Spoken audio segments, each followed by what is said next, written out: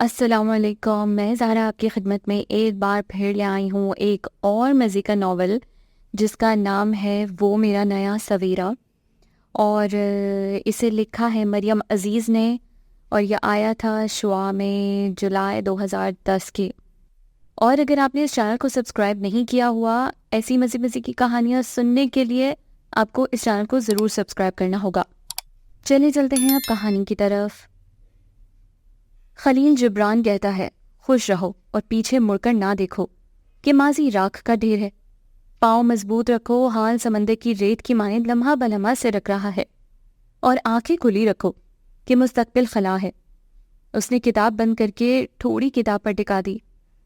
لوگ کہتے ہیں خوش رہو، لیکن اگر زندگی میں خوشی کا کوئی جواز ہی نہ ہو تو کیسے خوش رہو؟ کیسے؟ اس نے جیسے خود سے سوال کیا اور گہری سانس لے کر آنکھیں بند کر لی۔ ماضی تو واقعی راکھ کا ڈھیر بن گیا تھا، اور حال ریت کی طرح لمحہ بلمحہ اس کے ہاتھ سے پھسلتا جا رہا تھا۔ مستقبل کی طرف جانے والا راستہ بالکل تاریک تھا۔ اسے لگتا تھا وہ ایسے تاریک جنگل میں کھڑی ہے جہاں دور دور تک کوئی اپنا نہیں۔ وہ ہاتھ بڑھا کر کسی کا سہارا چاہتی ہے، پر سوائے مایوسی کے کچھ ہاتھ نہیں آتا۔ وہ شاید انہی سوچوں میں گم رہتی، لیکن اپنے نام کی پکار پر وہ چونک کر سیدھی ہوئی۔ اقصیٰ، کیا بات ہے بیٹا؟ کچھ نہیں امی، وہ صوفے سے اٹھ کر ان کے قریب بیٹھ گئی۔ آپ سو رہی تھیں اس لیے میں کتاب پڑھنے لگ گئی۔ میں تو کب کی اٹھ گئی تھی، تم آنکھیں بند کیے پتہ نہیں کن خیالوں میں گم تھی۔ میں نے سوچا۔ وہ بات ادھوری چھوڑ کر اس کا چہرہ دیکھنے لگی، پھر بولی یہ خضر کے بارے میں سوچ رہی تھی۔ اس نے کچھ چونک کر انہیں دیکھا اور سر نفی میں ہلایا۔ اس کا کوئی فون، کوئی اتا پتا؟ نہیں امی، اب کہ اس نے اکتائے ہوئے انداز میں کہہ کر ٹانگیں بیڈ سے نیچے لٹکائیں۔ روبینہ بیگم نے بے ساختہ ٹھنڈی سانس بھری۔ اس سے پہلے کہ وہ ان کی طرف متوجہ ہوتی، سارم بھاگتا ہوا اندر آیا تھا اور آتے ہی اس کی ٹانگوں سے لپٹ گیا۔ پھپھو! جی میری جان۔ وہ جھک کر اس کا منہ چومنے لگی۔ پھپھو، کھانا؟ آپ نے کھانا نہیں کھایا؟ اس نے حیران ہو کر سامنے گھڑی کی طرف دیکھا، جہاں 9 بج رہے تھے، جبکہ وہ 7 بجے تک کھا لیتا تھا۔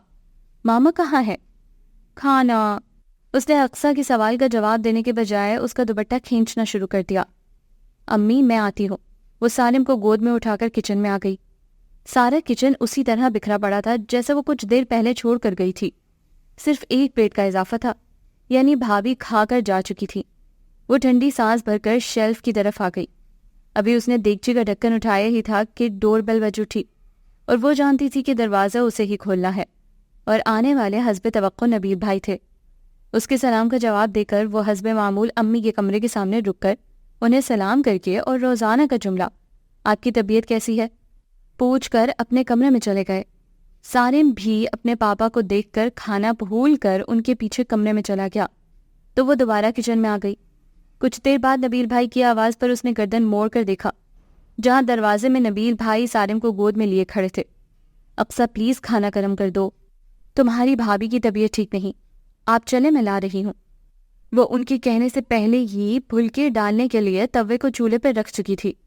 جتنی دیر نبیل بھائی کھانا کھاتے رہے، وہ سالم کے منہ میں چھوٹے چھوٹے نوالے ڈالتی رہی۔ کچن سے فارغ ہو کر جب وہ کمرے میں آئی، امی سو چکی تھیں اور گھڑی 11:30 بجا رہی تھی۔ اسے 7 بجے اٹھنا تھا۔ وہ آنکھیں بند کر کے بستر پر لیٹ گئی۔ تھکن اتنی تھی کہ کچھ دیر بعد وہ گہری نیند میں تھی۔ اوف، اتنی سردی! جوڑ جوڑ دہائی دیتا ہے۔ وہ اسمبلی سے کلاس روم کی طرف جا رہے تھے جب امبرین نے شال اپنے گرد لپیٹتے ہوئے دہائی دی، جبکہ اقصیٰ صرف مسکرا کر رہ گئی۔ قسم سے صرف کمبل سے باہر آنے کو دل نہیں کرتا، اور منہ دھونا، وہ تو عذاب لگتا ہے۔ اگر کلاس کے بچوں کا خیال نہ ہو تو میں تو منہ بھی نہ دھوں۔ اب کی بار وہ کھل کر مسکرائی تھی۔ شکر ہے تم مسکرائی تو، ورنہ تمہاری سڑی ہوئی شکل دیکھ کر مجھے اختلاج ہونے لگا تھا۔ اب کی بار بھی اس نے صرف مسکرانے پر اکتفا کیا تھا۔ خدا کے لیے اقصیٰ، کچھ پھوٹ دو، میں ہی بک بک کیے جا رہی ہوں۔ کیا بولوں، تمہیں سن تو رہی ہوں۔ خیر چھوڑو، یہ بتاؤ آنٹی کی طبیعت کیسی ہے؟ اب بہتر ہے۔ خضر کا فون آیا؟ اور یہی سوال تھا جس سے وہ بچتی پھرتی تھی، لیکن ہمیشہ بات گھوم پھر کر خضر تک آ جاتی تھی۔ نہیں، وہ قدر بیزاری سے بولی۔ اس سے پہلے کہ امرین اس سے مزید پوچھتی، وہ خدا حافظ کہہ کر اپنی کلاس میں گھس گئی۔ نامانوس سے شور سے اس کی آنکھ کھلی تھی۔ اس نے مندی مندی نظروں سے گھڑی کی طرف دیکھا جہاں شام کے 5 بج رہے تھے۔ اس نے گردن گھما کر دائیں طرف دیکھا، اس کا بستر خالی تھا۔ وہ جلدی سے اٹھی، انہیں نماز پڑھتا دیکھ کر اس نے سکون کا سانس لیا۔ باہر سے ابھی بھی شور کی آواز آ رہی تھی۔ اس نے کان لگا کر سمجھنے کی کوشش کی۔ شور کچن سے برتنوں کے پٹخنے کا تھا اور ساتھ ساتھ بھابھی کے بولنے کی آوازیں بھی آ رہی تھیں۔ اس کے ماتھے پر شکنیں نمودار ہونے لگیں۔ وہ گہرا سانس لیتے ہوئے کھڑی ہو گئی۔ اقصیٰ ابھی وہ 2 قدم ہی چلی تھی کہ روبینہ بیگم کی آواز پر رک گئی۔ کہاں جا رہی ہو بیٹا؟ امی کچن میں جا رہی ہوں۔ بیٹا سائمہ کے منہ لگنے کی ضرورت نہیں، اسے عادت ہے اینٹ پھینک کر لڑائی مول لینے کی۔ تم کچھ بھی نہیں کہو گی تو بھی تمہارے بھائی کو 3 کی 5 کر کے سنائے گی۔ اس نے تھوک نگل کر ہمیشہ کی طرح غصے کو صبر کے گھونٹ کی طرح پی لیا۔ جی امی، مجھے پتا ہے، میں اپنے لیے چائے بنانے جا رہی ہوں، آپ پئیں گی؟ ان کے سر ہلانے پر وہ باہر نکل آئی۔ سین میں سارم اپنی سائیکل چلا رہا تھا۔ اسے دیکھ کر وہ اسے کھیلنے کے لیے بلانے لگا تو وہ اسے آنے کا اشارہ کر کے کچن میں آ گئی۔ سائمہ ایک نظر اسے دیکھ کر دوبارہ چاول دھونے لگی تو وہ بھی خاموشی سے اپنے لیے چائے بنانے لگی۔ چاول دھونے کے ساتھ بڑبڑانے کا سلسلہ بھی جاری تھا۔ 5 لوگ کھانے والے اور 1 میری اکیلی جان پکانے والی۔ اگر بندہ بیمار ہے تو بھی کسی کو اتنی توفیق نہیں کہ مدد کر دے۔ امی کے پاس بہانہ ہے، میں بیمار اور بوڑھی عورت ہوں، چلو انہیں سب معاف، اور ان محترمہ کے پاس یہ بہانہ ہے، میں اسکول جاتی ہوں، 3 بجے آتی ہوں، تھک جاتی ہوں، اب اس میں میرا کیا قصور ہے؟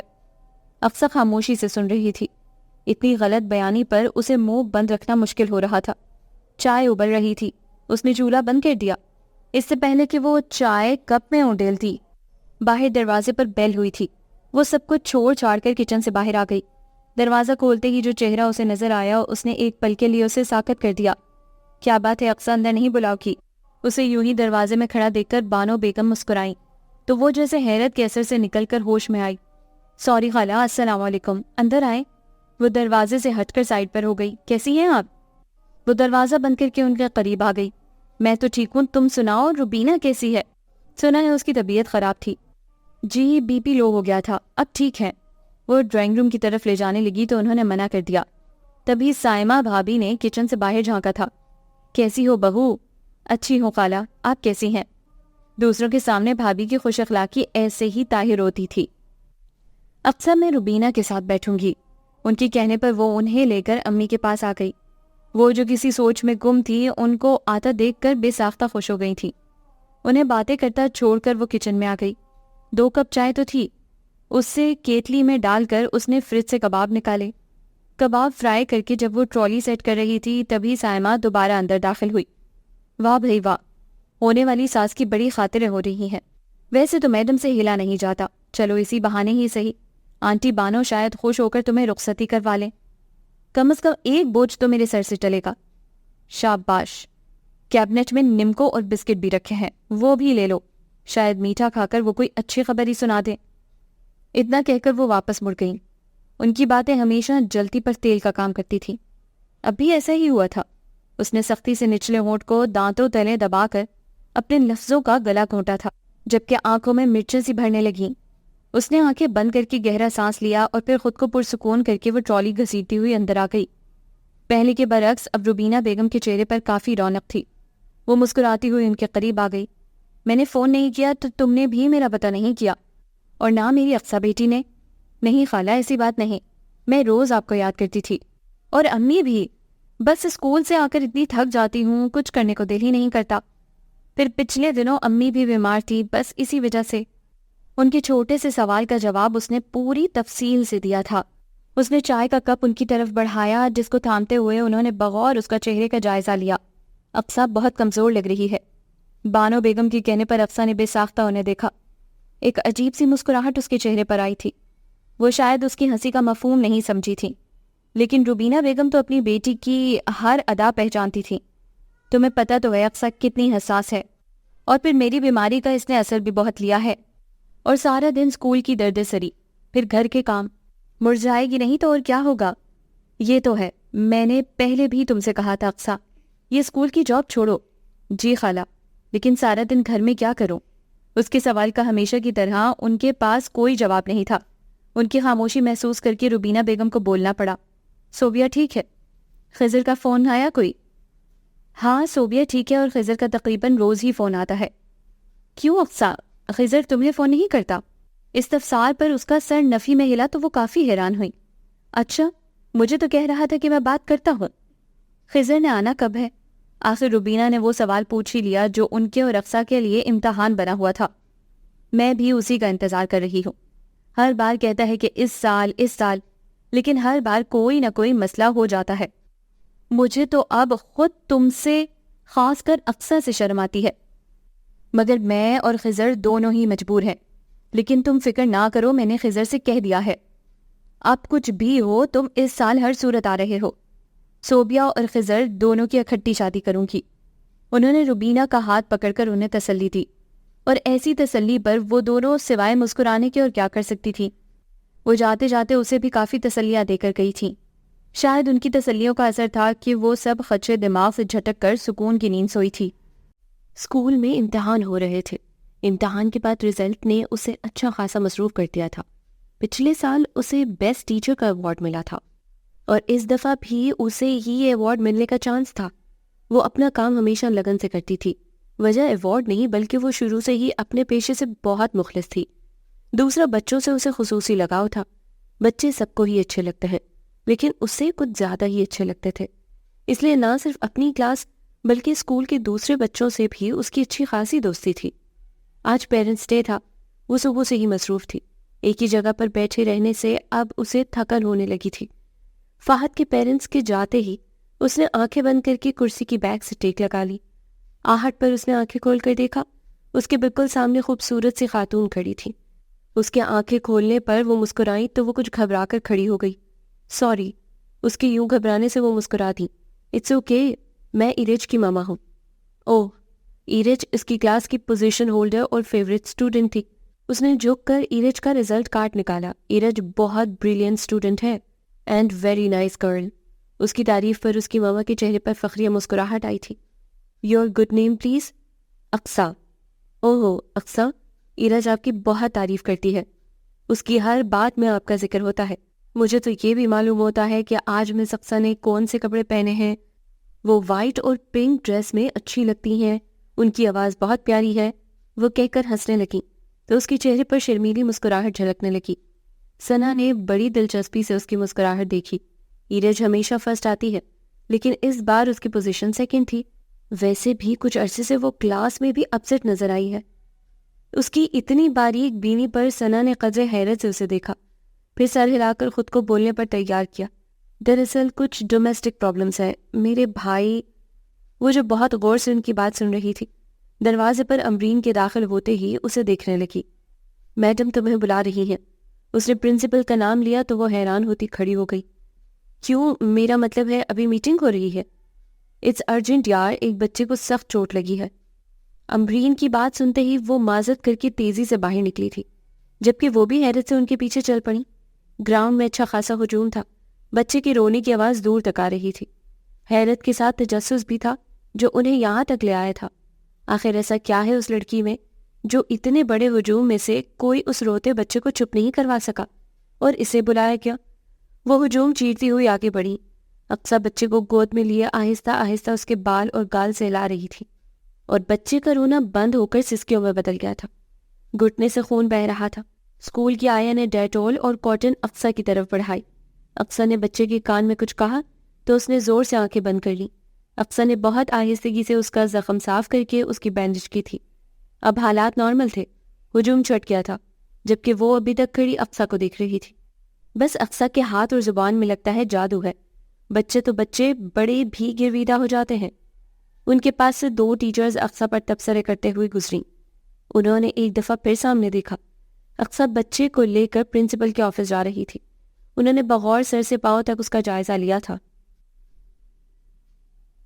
11 بجتے ہی اس کی نظریں گھڑی کا طواف کرنے لگیں۔ جو جو گھڑی کی سوئیاں سرکتی جا رہی تھی، اس کے دل کی دھڑکن بھی بڑھتی جا رہی تھی۔ جلدی جلدی برتن دھو کر وہ کمرے میں آ گئی تھی۔ روبینہ بیگم بستر پر دراز تھیں، آنکھیں بند تھیں، اسی لیے وہ اندازہ نہیں کر سکی کہ وہ سو رہی ہے یا نہیں۔ ریموٹ اس کے ہاتھ میں تھا، نظریں ٹی وی اسکرین پر تھی، لیکن تمام تر توجہ پاس رکھے موبائل کی طرف تھی۔ سوئیاں 12 کے ہندسے کی طرف بڑھ رہی تھیں۔ اس کے ساتھ ہی دل کی دھڑکن بھی، اور پھر 12 بھی بج گئے اور ساتھ ہی موبائل نے وائبریٹ کرنا شروع کر دیا۔ اس کی بےتاب نظریں اسکرین کی طرف اٹھیں۔ امبرین کالنگ دیکھ کر بے اختیار اس نے گہرا سانس لیا۔ Happy birthday to you Aqsa, اس کے ہیلو کہتے ہی دوسری طرف سے امبرین نے گنگناتی ہوئی آواز دی تو وہ مسکرا دی۔ تھینکس، تمہیں یاد تھا؟ یہ کہتے ہوئے نہ جانے کیوں اس کا لہجہ بھیگ گیا۔ یہ کیا بات ہوئی بھلا؟ میری سب سے پیاری اور اکلوتی دوست کی سالگرہ ہو اور میں بھول جاؤں؟ یہ کیسے ہو سکتا ہے؟ اس کے لہجے میں محسوس کی جانے والی محبت تھی جسے محسوس کر کے اس کی آنکھوں کی نمی اور بڑھ گئی تھی۔ اقصیٰ، اس کی طویل خاموشی محسوس کر کے امبرین نے اسے پکارا۔ اس کی آواز کا بھاری پن امبرین نے محسوس کر لیا تھا۔ کیا بات ہے اقصیٰ، تم رو کیوں رہی ہو؟ آنٹی ٹھیک ہے؟ اس کے ذہن میں پہلی بات یہی آئی تھی۔ امی ٹھیک ہے۔ تو پھر کچھ نہیں۔ اس نے آنکھیں صاف کر کے سامنے سوئی ہوئی روبینہ بیگم کی طرف دیکھا۔ خضر کا فون آیا؟ اور پھر اس نے وہی سوال پوچھ لیا جو اس کی دکھتی رکھ تھی۔ نہیں۔ چلو کوئی بات نہیں، ہو سکتا ہے تھوڑی دیر میں آ جائے۔ اسے تسلی دے کر وہ ادھر ادھر کی باتیں کرنے لگی۔ کچھ دیر بعد اس نے فون بند کر دیا۔ فون بند ہوتے ہی اس نے گھڑی کی طرف دیکھا، 12:30 بج رہے تھے، اور پھر 1 اور 1 کے بھی 2 بج گئے۔ وہ تھکنے لگی تو ٹی وی بند کر کے لیٹ گئی۔ آنکھیں بند کی تو آنکھوں میں جمع پانی بند پلکوں کی سرحدیں پار کر گیا۔ کتنے بے حس ہو تم خضر، اس نے تصور میں اسے مخاطب کیا۔ خضر جو اس کا منگیتر، اس کا مستقبل تھا، لیکن اب اسے اپنا مستقبل تاریک نظر آتا تھا۔ آج سے 3 سال پہلے اس کی اور خضر کی منگنی ہوئی تھی۔ خضر آنٹی بانو کا، جو روبینہ بیگم کی خالہ زاد بہن تھی، ان کا بیٹا تھا۔ وہ بچپن سے ایک دوسرے کو جانتے تھے، ایک دوسرے کے گھر آنا جانا تھا۔ خضر اور صوبیہ 2 بہن بھائی تھے اور ان دونوں سے اس کی دوستی تھی۔ پھر پتہ نہیں کیسے خضر کی طرف سے یہ دوستی پسندیدگی میں بدل گئی۔ اس کی باتوں اور نظریں دونوں کا انداز بدلنے لگا۔ وہ جو بے دھڑک اس کی آنکھوں میں آنکھیں ڈال کر بات تو کیا، بحث بھی کر لیتی تھی، لیکن اب بات تو دور کی بات اس کی آنکھوں میں دیکھنے سے جھجک ہوتی تھی۔ نبیل بھائی کی شادی کا ہنگامہ جاگ اٹھا تو تیاریوں میں اتنا الجھی کہ کچھ عرصے کے لیے سب بھول گئی۔ وہ نبیل بھائی کی مہندی کا دن تھا۔ پیلے کپڑوں میں چمکتے چہرے کے ساتھ گلاب کی پتیوں کا تھال لیے وہ باہر کی طرف بڑھ رہی تھی، جب بالکل اچانک خضر اس کے سامنے آ گیا۔ اگر بر وقت وہ خود کو نہ روکتی تو یقیناً اس سے ٹکرا جاتی۔ اپنی اس حرکت پر اس کے چہرے پر بہت دل فریب مسکراہٹ آئی تھی، جبکہ اس کی اس حرکت پر اس نے گھبرا کر ادھر ادھر دیکھا، اور پھر اس کو یہ کیا حرکت ہے؟ اس نے اپنے چہرے پر غصہ پیدا کرنے کی کوشش کی، لیکن وہ اتنی نروس تھی کہ وہ ایسا کر ہی نہیں سکی۔ خضر پلیز ہٹو، وہ نوز سامنے کھڑا دیکھ کر اسے دوبارہ ٹوکنا پڑا۔ پہلے یہ بتاؤ تم مجھ سے چھپتی کیوں پھر رہی ہو؟ نہیں تو، وہ نظریں چرا کر بولی۔ اچھا، اس کا اچھا کافی لمبا اور معنی خیز تھا۔ چلو دیر ہو رہی ہے، مہمان بھی پہنچ گئے ہوں گے۔ وہ تیزی سے اس کے پہلو سے نکلی جب اس نے دوبارہ آواز دے کر اسے روک لیا۔ کچھ دنوں سے میں عجیب سا محسوس کر رہا ہوں، وہ بھی تمہارے بارے میں۔ اقصیٰ کے حواس ایک دم الرٹ ہوئے تھے۔ اس کی چھٹی حس نے اعلان بجایا کہ وہ جو اتنے دنوں سے محسوس کر رہی ہے وہ غلط نہیں۔ اچھی تو تم مجھے ہمیشہ سے لگتی تھی، لیکن کچھ عرصے سے لگ رہا ہے یہ بات پسندیدگی سے زیادہ ہے۔ لوگوں کو تو سوتے میں خواب آتے ہیں، مجھے تو جاگتے میں بھی تمہارے خواب آنے لگے ہیں۔ خضر کی بات پر اس کے جھکے چہرے پر مسکراہٹ پھیل گئی۔ میں اس خواب کو حقیقت میں بدلنا چاہتا ہوں، کیا تم میرے اس خواب میں حقیقت کا رنگ بھرو گی؟ اس نے منہ سے کچھ نہیں کہا تھا، لیکن اس کی کھلی آنکھوں اور چہرے پر اتنے رنگ بکھرے تھے کہ اسے اس کا جواب مل گیا تھا۔ Thank you Aqsa, thank you very much, میں آج ہی امی سے بات کرتا ہوں۔ وہ جذباتی ہو کر اس کی طرف بڑھا تو وہ سٹ پٹا کر پلٹی اور تیزی سے چلتی ہوئی ہال میں داخل ہوئی۔ ہر طرف رنگ برنگے آنچل لہرا رہے تھے، اسے ہر چہرہ مسکراتا ہوا نظر آ رہا تھا۔ پتہ نہیں سب خوش تھے یا اس کا اپنا دل اتنا خوش تھا کہ اسے ہر کوئی خوش نظر آ رہا تھا۔ اور اگلے دن جہاں نبیل بھائی کا نکاح ہوا، وہیں بانو خالہ نے خضر کے نام کی انگوٹھی اس کی انگلی میں ڈال دی۔ منگنی کے بعد اسے پتہ چلا خضر اس کی کتنی پرواہ کرتا ہے۔ وقت گزرنے کے ساتھ ساتھ انہیں سائمہ بھابھی کی عادتوں کا اندازہ بھی ہوا۔ خضر کبھی کبھی اس سے ملنے آ جاتا تھا۔ اس کے جانے کے بعد سائمہ باتوں باتوں میں اس پر طنز کرتی، جس کو دیکھتے ہوئے روبینہ بیگم نے اس سے کہا کہ وہ خضر کو زیادہ آنے سے منع کر دے۔ اتنی رکاوٹوں کے باوجود سب ٹھیک تھا۔ اسے یہ یقین تو تھا کہ وہ اسی کا ہے، اور پھر فون پر صبح و شام کا رابطہ بھی تھا۔ سب کچھ ٹھیک جا رہا تھا، زندگی خوبصورت لگنے لگی تھی کہ اچانک سب کچھ بدل گیا۔ وہ سردیوں کی شام تھی، سارم کی پیدائش کی وجہ سے سائمہ بھابھی اپنی امی کے گھر پر تھیں۔ نبیل بھائی کا زیادہ تر وقت وہیں گزرتا تھا، گھر پر صرف وہ اور امی ہوتی تھی۔ اب بھی وہ دونوں اکیلے تھے۔ وہ روبینہ بیگم کے لیے سوپ بنا رہی تھی جب دروازے پر دستک ہوئی۔ وہ آنچ دھیمی کر کے باہر آئی۔ دروازے میں خضر کو کھڑے دیکھ کر پہلے تو وہ حیران ہوئی اور پھر ایک دم خوش ہو گئی۔ تم اچانک؟ کیوں، میں اچانک نہیں آ سکتا۔ وہ مسکراتے ہوئے اندر آ گیا۔ نہیں، میں اس لیے حیران ہوں، ابھی تھوڑی دیر پہلے میری تم سے بات ہوئی تھی، تب تو تم نے اس بارے میں نہیں بتایا۔ توبہ، کتنی تحقیقات کرتی ہو، خالہ کہاں ہے؟ اس نے کمرے کی طرف اشارہ کر دیا۔ وہ گنگناتے ہوئے سوپ باؤل میں ڈال رہی تھی جب خضر کے کھنکارنے پر وہ اس کی طرف پلٹی۔ دروازے کے ساتھ ٹیک لگا کر کھڑا تھا۔ یہاں کیوں کھڑے ہو؟ اندر چلو، میں گرما گرم سوپ لا رہی ہوں۔ 1 منٹ رکو اقصیٰ، مجھے تم سے ضروری بات کرنی ہے۔ خضر نے اس کے ہاتھ سے ٹرے لے کر سلیب پر رکھ دی۔ تم جانتی ہو میری سب سے بڑی خواہش کیا ہے؟ اس کے سوال پر وہ مسکرائی۔ وہ جانتی تھی اس کی سب سے بڑی خواہش اس کا حصول ہے۔ اس سے پہلے وہ کچھ کہتی وہ بول اٹھا، امریکہ۔ امریکہ جانا میری زندگی کی سب سے بڑی خواہش ہے، وہ ڈریم لینڈ جس کا خواب سب دیکھتے ہیں، لیکن وہاں جانا کسی کسی کی خوش قسمت کو نصیب ہوتا ہے، اور تم جانتی ہو وہ خوش قسمت میں ہوں۔ وہ پرجوش انداز میں کہتے اس کی طرف متوجہ ہوا، پھر اس کے چہرے کے تاثرات دیکھ کر وہ خاموش ہوا۔ اقصیٰ، اس نے ہاتھ اٹھا کر اسے بات کرنے سے روک دیا۔ میں آج تک یہی سمجھتی رہی کہ تمہاری اولین خواہش میں ہوں۔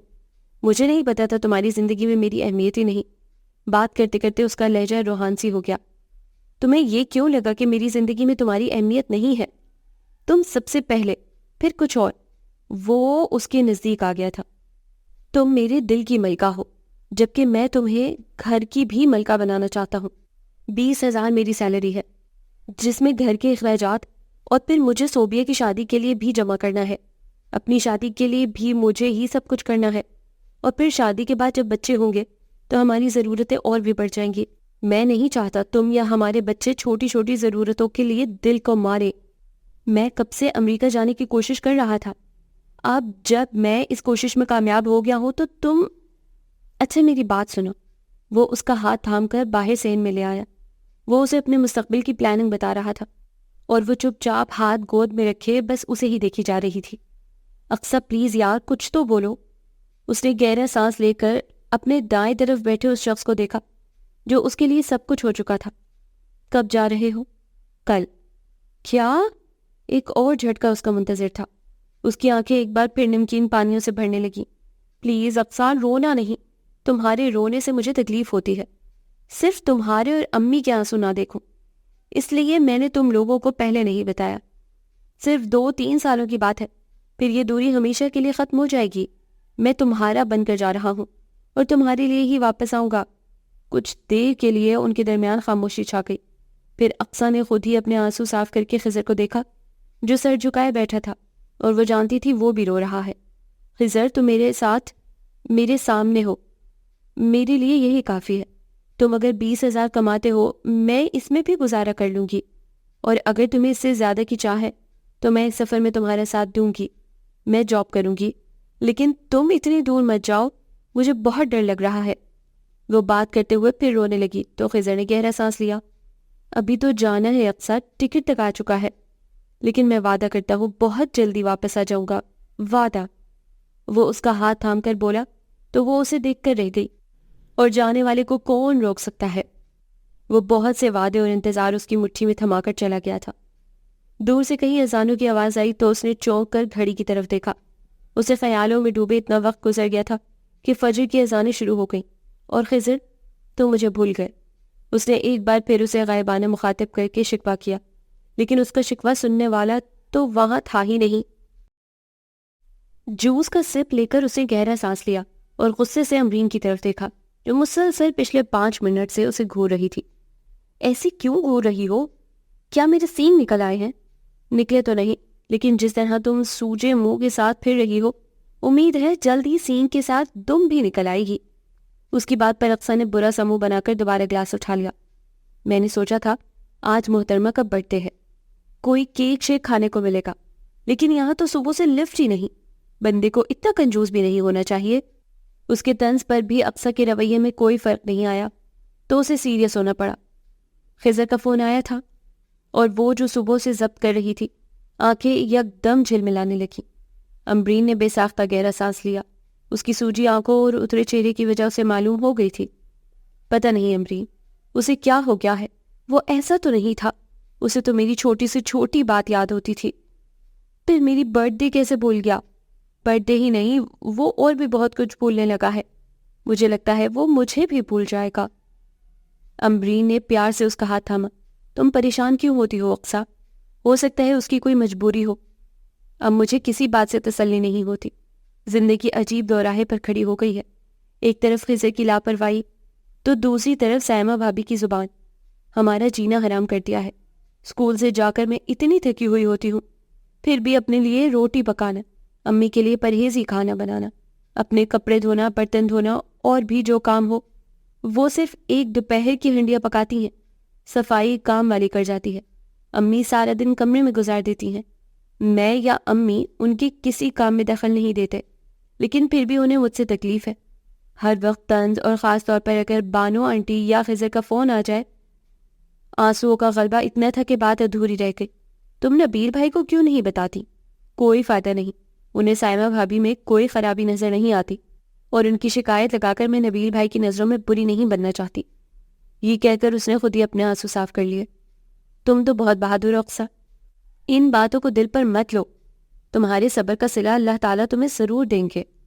بس خضر آ جائے، سب ٹھیک ہو جائے گا۔ امبرین نے اس کے شانے کے گرد بازو پھیلا کر اسے تسلی دی تو وہ سر ہلا کر رہ گئی۔ گھر میں داخل ہوتے ہی اس کی پہلی نظر روبینہ بیگم کے پاس بیٹھی بانو بیگم اور صوبیہ پر پڑی۔ وہ مسکراتے ہوئے ان کی طرف بڑھی۔ وہ دونوں اسے سالگرہ کی مبارکباد دینے آئی تھی۔ جہاں یہ احساس کہ ان دونوں کو اس کی سالگرہ یاد تھی خوشی دے رہا تھا، وہیں ایک احساس درد بھی تھا۔ جس کے دم سے یہ رشتے تھے، اسے تو یہ اہم دن یاد بھی نہیں تھا۔ بانو آنٹی نے جب اس کی پیشانی چوم کر اسے 5,000 پکڑائے تو نہ جانے کیوں اس کی آنکھیں نم ہونے لگی، اور وہ ان کے سامنے رو کر اپنے آپ کو کمزور نہیں دکھانا چاہتی تھی، اس لیے کپڑے تبدیل کرنے کا کہہ کر اپنے کمرے میں آ گئی۔ اقصیٰ، اپنے پیچھے صوبیہ کی آواز سن کر اس نے تیزی سے آنکھیں صاف کی۔ لو بات کرو۔ وہ اپنا موبائل اس کی طرف بڑھا رہی تھی۔ اس نے سوالیہ نظروں سے اسے دیکھا تو اس نے مسکرا کر موبائل اس کے ہاتھ میں تھما دیا۔ ہیلو۔ اس کے ہیلو پر دوسری طرف سے خضر کی آواز سنائی دی۔ Happy birthday to you. وہ اسے وش کر رہا تھا اور اس کا دل چاہ رہا تھا وہ زور زور سے رونا شروع کر دے۔ ہیلو اقصیٰ، تم سن رہی ہو؟ اس کی مسلسل خاموشی پر وہ اسے زور سے پکارنے لگا۔ تمہیں صوبیہ نے یاد کروایا ہے؟ اس نے بڑے یقین سے پوچھا تھا۔ ایک پل کے لیے دوسری طرف خاموشی چھا گئی، پھر وہ کھنکار کر بولا، سوری یار، کل تک مجھے یاد تھا، پھر اچانک میرے ذہن سے نکل گیا۔ I am sorry. اور تم ٹھیک ہو؟ معذرت کے 2 لفظ بول کر وہ بری و زماں ہو گیا تھا۔ وہ چپ چاپ سنے گئی۔ اقصیٰ، اچانک وہ زور سے بولا تو وہ چونکی۔ میں پھر کال کروں گا، میرے دوست آ گئے ہیں، اور میں امی کو پیسے بھیجوں گا، تم اپنی مرضی سے کچھ خرید لینا۔ اس سے پہلے کہ وہ کچھ کہتی فون بند ہو گیا۔ وہ کتنی دیر تک فون ہاتھ میں لیے ساکت کھڑی رہی۔ کچھ ایسا تھا جو اسے لگ رہا تھا ٹھیک نہیں، لیکن کیا؟ اقصیٰ الجھ رہی تھی۔ تب ہی صوبیہ اندر داخل ہوئی۔ ہو گئی بات؟ اس کی طرف فون بڑھاتے ہوئے وہ مسکرا دی۔ کیا کہہ رہا تھا خضر؟ اقصیٰ نے نظریں اٹھا کر اسے دیکھا۔ ایک پل کے لیے اس نے سوچا کہ اس کے ذہن میں جو شک ہے اسے صوبیہ سے ڈسکس کرے، آخر وہ اس کی سہیلی بھی ہے۔ لیکن خضر سے منگنی کے بعد اس دوستی میں کچھ فرق تو آیا تھا، اور اسی فرق نے اسے بات کرنے سے روک دیا تھا۔ کچھ خاص نہیں، تم سناؤ، لائف کیسی جا رہی ہے؟ خود پر سے اس کا دھیان ہٹانے کے لیے اس نے بات کا رخ اس کی طرف موڑ دیا۔ سامنے کا منظر کوئی خواب نہیں بلکہ حقیقت تھا۔ وہ دونوں عورتیں ایسے رو رہی تھیں جیسے کوئی مر گیا ہو، لیکن کوئی مرا نہیں تھا۔ ہاں، البتہ اس کے یقین کا جنازہ ضرور اٹھا تھا۔ اس نے برستی نظروں سے روبینہ بیگم کو دیکھا جو بالکل ساکت بیٹھی تھی، لیکن آنکھوں سے پانی ایسے گر رہا تھا جیسے اب کبھی خشک نہیں ہوگا، اور ان کے ساتھ بیٹھی بانو بیگم رونے کے ساتھ اسے برا بھلا بھی کہہ رہی تھی۔ بولو، میری طرح تم بھی اسے کوس لو، لیکن یوں چپ تو نہ رہو۔ انہوں نے ایک دم روبینہ بیگم کے سامنے ہاتھ جوڑ دیے، لیکن وہ تو بس اقصیٰ کو دیکھی جا رہی تھی۔ ان کی نظروں کے تعاقب میں انہوں نے دیکھا تو جیسے انہیں اس کی موجودگی کا احساس ہوا۔ وہ جلدی سے اٹھ کر اس کے سامنے آ گئیں۔ اقصیٰ، میں مجرم نہ ہوتے ہوئے بھی تمہاری گناہگار ہوں، مجھے معاف کر دو۔ میرے بیٹے نے جو دھوکہ دیا ہے میں اسے اس کے لیے کبھی معاف نہیں کروں گی۔ افسر نے غور سے ان کے آنسوؤں سے بھیگے چہرے کو دیکھا اور ایک نظر ان کے بندے ہاتھوں کو۔ اس نے ہاتھ بڑھا کر ان کے بندے ہاتھوں کو کھول دیا اور کچھ کہے سنے بغیر باہر نکل آئی۔ سائمہ بھابھی گھر پر نہیں تھی، اس لیے تماشے میں چار چاند نہیں لگے تھے۔ اس نے ڈرائنگ روم میں آ کر دروازہ لاک کر لیا تو اس کی چھٹی حس جو کہہ رہی تھی وہ صحیح تھا۔ خضر کی بے رخی لا تعلقی کی وجہ یہ تھی کہ اس کی زندگی میں کوئی اور آ گیا تھا۔ اس نے وہاں شادی کر لی ہے۔ یہ خبر سنانے والی خود اس کی ماں ہے، لیکن وہ پھر بھی بے یقین تھی۔ وہ پسندیدگی، وہ محبت کے دعوے سب کہاں گئے؟ اس نے ایک دم آنسو صاف کیے تھے اور نظریں گھما کر کچھ تلاش کیا تھا، اور آخر اسے اس کی مطلوبہ چیز نظر آ گئی۔ وہ جلدی سے اٹھ کر صوفے پر رکھے ہینڈ بیگ کی طرف آئی اور اپنا موبائل نکالا۔ اس نے خضر کا نمبر ڈائل کیا، 1 2 3، اور پھر جانے کتنی مرتبہ بیل ہوئی اور دوسری طرف سے فون کاٹ دیا گیا۔ اس نے پھر ری ڈائل کیا اور ہر بار کٹنے پر وہ پاگلوں کی طرح ڈائل کا بٹن دباتی رہی، اور 8ویں بار اس نے فون اٹھا لیا۔ وہ بولا کچھ نہیں، لیکن پھر بھی اقصیٰ جانتی تھی وہ سن رہا ہے۔ بولنے سے پہلے ہی اس کے آنسو نکل آئے۔ خضر، کیوں کیا ایسا تم نے؟ میرا کیا قصور تھا؟ آگے اس سے بولا ہی نہیں گیا۔ دوسری طرف بھی خاموشی ہی تھی۔ خضر، اس نے روتے ہوئے پکارا تو وہ بول اٹھا، اقصیٰ، میں آج بھی تم سے محبت کرتا ہوں، لیکن مجبور ہوں۔ سوزن سے میں نے شادی محبت میں نہیں، ضرورت کے تحت کی ہے۔ اس کی شرط ہے میرا کسی اور سے کوئی تعلق نہ ہو۔ وہ شکی بھی بہت ہے اور میں تمہیں دھوکہ نہیں دینا چاہتا تھا، اور نہ ہی تمہیں اپنے انتظار میں باندھ کر رکھنا چاہتا تھا۔ تم بہت اچھی ہو اور مجھے یقین ہے کہ تمہیں بہت اچھا جیون ساتھی ملے گا۔ مجھے احساس ہے جو میں نے تمہارے ساتھ کیا ہے، لیکن اگر ہو سکے تو مجھے معاف کر دینا۔ صرف اتنے سے الفاظ بول دینے سے اس کے دکھ کا مداوع ہو جائے گا۔ اب تو اس نے اپنے کانوں سے سن لیا تھا، پیچھے کیا بچا تھا؟ ایک آس تھی شاید وہ کہہ دے یہ سب جھوٹ ہے، میں نے مذاق کیا تھا، لیکن محبت ضرورت کے آگے ہار گئی تھی۔ اقصیٰ، میں تم سے ملنے آئی ہوں۔ اسے یہاں بیٹھے 10 منٹ سے زیادہ ہو گئے تھے، لیکن وہ مسلسل خاموش اپنے خیالوں میں گم تھی، تو مجبوراً اسے خود ہی اسے بلانا پڑا۔ تم کچھ کہہ رہی تھی؟ اس کے سوال پر امرین کا دل چاہا اپنا سر دیوار میں دے مارے۔ تمہیں کیا ہو گیا ہے اقصیٰ؟ خود کو دیکھو کیا حال کر لیا ہے۔ کتنے دن سے لگتا ہے نہ تم نے منہ دھویا ہے اور نہ ہی کنگھی کی ہے۔ کیا ہوا ہے؟ منگنی ٹوٹی ہے نا؟ کوئی آسمان تو نہیں آ ٹوٹا؟ لوگوں کی شادیاں ختم ہو جاتی ہیں، لیکن خود کو یوں برباد نہیں کر لیتے۔ اپنے لیے نہیں تو کم از کم آنٹی کے لیے سوچو، وہ تو جی ہی تمہارے لیے رہی ہیں۔ اگر تم اس طرح خود کو کمزور ظاہر کرو گی تو ان کو کون حوصلہ دے گا؟ اگر انہیں کچھ ہو گیا تو؟ اس کے سوالیہ انداز پر اقصیٰ نے دہل کر اسے دیکھا۔ تم ٹھیک کہہ رہی ہو امرین، میری شادی نہیں ہوئی تھی اس سے، لیکن میرے دل پر پہلی دستک تو اس نے دی تھی۔ اس کی جگہ میں کیسے کسی اور کو دے سکتی ہوں؟ تم جتنی اچھی ہو اللہ تعالیٰ نے تمہارے لیے بہت اچھا سوچا ہوگا۔ مجھے تو یقین ہے اللہ تعالیٰ نے تمہارے لیے ایسا ہم سفر چنا ہوگا جو صحیح معنوں میں تمہارے قابل ہوگا اور تمہارے لیے بہتر ہوگا۔ تم اسکول دوبارہ جوائن کر لو، ویسے بھی سارا اسکول تمہارے بغیر اداس ہے، تمہارے اسٹوڈنٹس، حتیٰ کہ ان کے پیرنٹس بھی۔ وہ تمہاری چہیتی اسٹوڈنٹ ایرج کی ممی، اس دن اتنی بار تمہارا پوچھا انہوں نے تو مجھے یہ کہہ کر جان چھڑانی پڑی کہ تمہاری طبیعت خراب ہے، اس لیے تم چھٹی پر ہو۔ انہوں نے مجھ سے تمہارا نمبر اور ایڈریس بھی لیا ہے۔ اس نے سرسری انداز میں سنتے ہوئے بات بدل دی۔ اپنے سامنے کھڑی ہستی کو دیکھ کر وہ حیران ہوئی تھی کہ سلام کرنا بھول گئی تھی۔ اس ہستی کے پیچھے امرین کا چہرہ نمودار ہوا تو وہ جیسے ہوش میں آئی۔ السلام علیکم۔ وعلیکم السلام۔ کیسی ہیں آپ اقصیٰ؟ جی ٹھیک ہو، آپ اندر آئے۔ اس کے انہیں اندر بلانے کے ساتھ امرین کو سوالیہ نظروں سے دیکھا۔ میں نے تمہیں بتایا تھا نا کہ یہ ایرج کی ممی تمہارا پوچھ رہی تھی۔ آج انہوں نے کہا کہ وہ تم سے ملنا چاہتی ہیں تو میں انہیں یہاں لے آئی۔ امرین کی وضاحت پر انہوں نے اقصیٰ کی پریشان بلکہ قدرے حیران کن شکل دیکھی۔ آپ کو برا لگا میرا یہاں آنا؟ ان کے اتنے واضح سوال پر وہ گڑبڑا کر رہ گئی۔ نہیں، ایسی بات نہیں، بس وہ اچانک آپ آئے نا۔ وہ انہیں لے کر ڈرائنگ روم کی طرف آ گئی۔ میں کافی عرصے سے آپ سے ملنا چاہ رہی تھی، آپ تو مجھے واقعی بیمار لگ رہی ہیں۔ جی کچھ دن بخار رہا لیکن اب ٹھیک ہوں۔ اسے مسکرا کر انہیں دیکھا، جبکہ امرین اس دوران مسلسل مسکراتی نظروں سے ان دونوں کو دیکھ رہی تھی۔ تبھی باہر سے سالم کے رونے کی آواز آئی۔ اقصیٰ کہاں ہو؟ سنبھالو اپنے لاڈلے کو، دادی پھپھو نے مل کر لاڈلے کی عادتیں خراب کر دی ہیں، کہیں ٹک کر بیٹھنے نہیں دیتا۔ اتنے مزے سے روزی اور اس کی ساس کی لڑائی کا قصہ سن رہی تھی۔ بھابھی بولتے ہوئے ڈرائنگ روم میں داخل ہوئی، لیکن وہاں اجنبی صورت دیکھ کر ان کی تیزی سے چلتی زبان کو ایک دم بریک لگا۔ ایرج کی ممی نے سلام کیا تو وہ وعلیکم السلام کہتی ہوئی ان کا بغور جائزہ لینے لگی۔ عین ان کے سامنے بیٹھ گئی، جبکہ سارم بھاگ کر اقصیٰ کی گود میں آ گیا تھا اور اس کے مرجھائے ہوئے چہرے پر ایک دم رونق آ گئی تھی۔ اس نے جھک کر اس کا منہ چوما تھا۔ ثنا یعنی ایرج کی ممی نے بغور اس منظر کو دیکھا تھا اور جیسے ان کے فیصلے کو مزید تقویت ملی تھی۔ یہ کون ہے؟ بطور جائزہ لینے کے بعد سائمہ بھابھی نے اقصیٰ سے پوچھا۔ یہ ایرج کی ممی ہے، ایرج میری اسٹوڈنٹ ہے۔ اوہو، سائمہ بھابھی نے ابرو اچکا کر انہیں دیکھا۔ میں اپنا پورا تعارف خود کروا دیتی ہوں۔ اقصیٰ کو تو شاید میرا نام بھی یاد نہیں۔ ان کے کہنے پر وہ جی بھر کے شرمندہ ہوئی تھی۔ واقعی اسے ان کا نام یاد نہیں تھا۔ میرا نام ثنا ہے، میری بیٹی اقصیٰ کی اسٹوڈنٹ ہے۔ وہ تو اقصیٰ کی فین ہے، ہم بھی اقصیٰ کے گرویدہ ہو گئے ہیں۔ اچھا، سائمہ نے معنی خیز نظروں سے اقصیٰ کو دیکھا، جو پھیکی مسکراہٹ چہرے پر لیے سالم کے ہاتھوں کو دیکھ رہی تھی۔ اقصیٰ، تم نے ابھی تک انہیں کچھ ٹھنڈا گرم نہیں پوچھا؟ جی، وہ سالم کو گود میں لیے اٹھنے لگی تو ثنا نے روک دیا۔ مجھے کچھ نہیں چاہیے اقصیٰ، بیٹھو، مجھے آپ سے بات کرنی ہے۔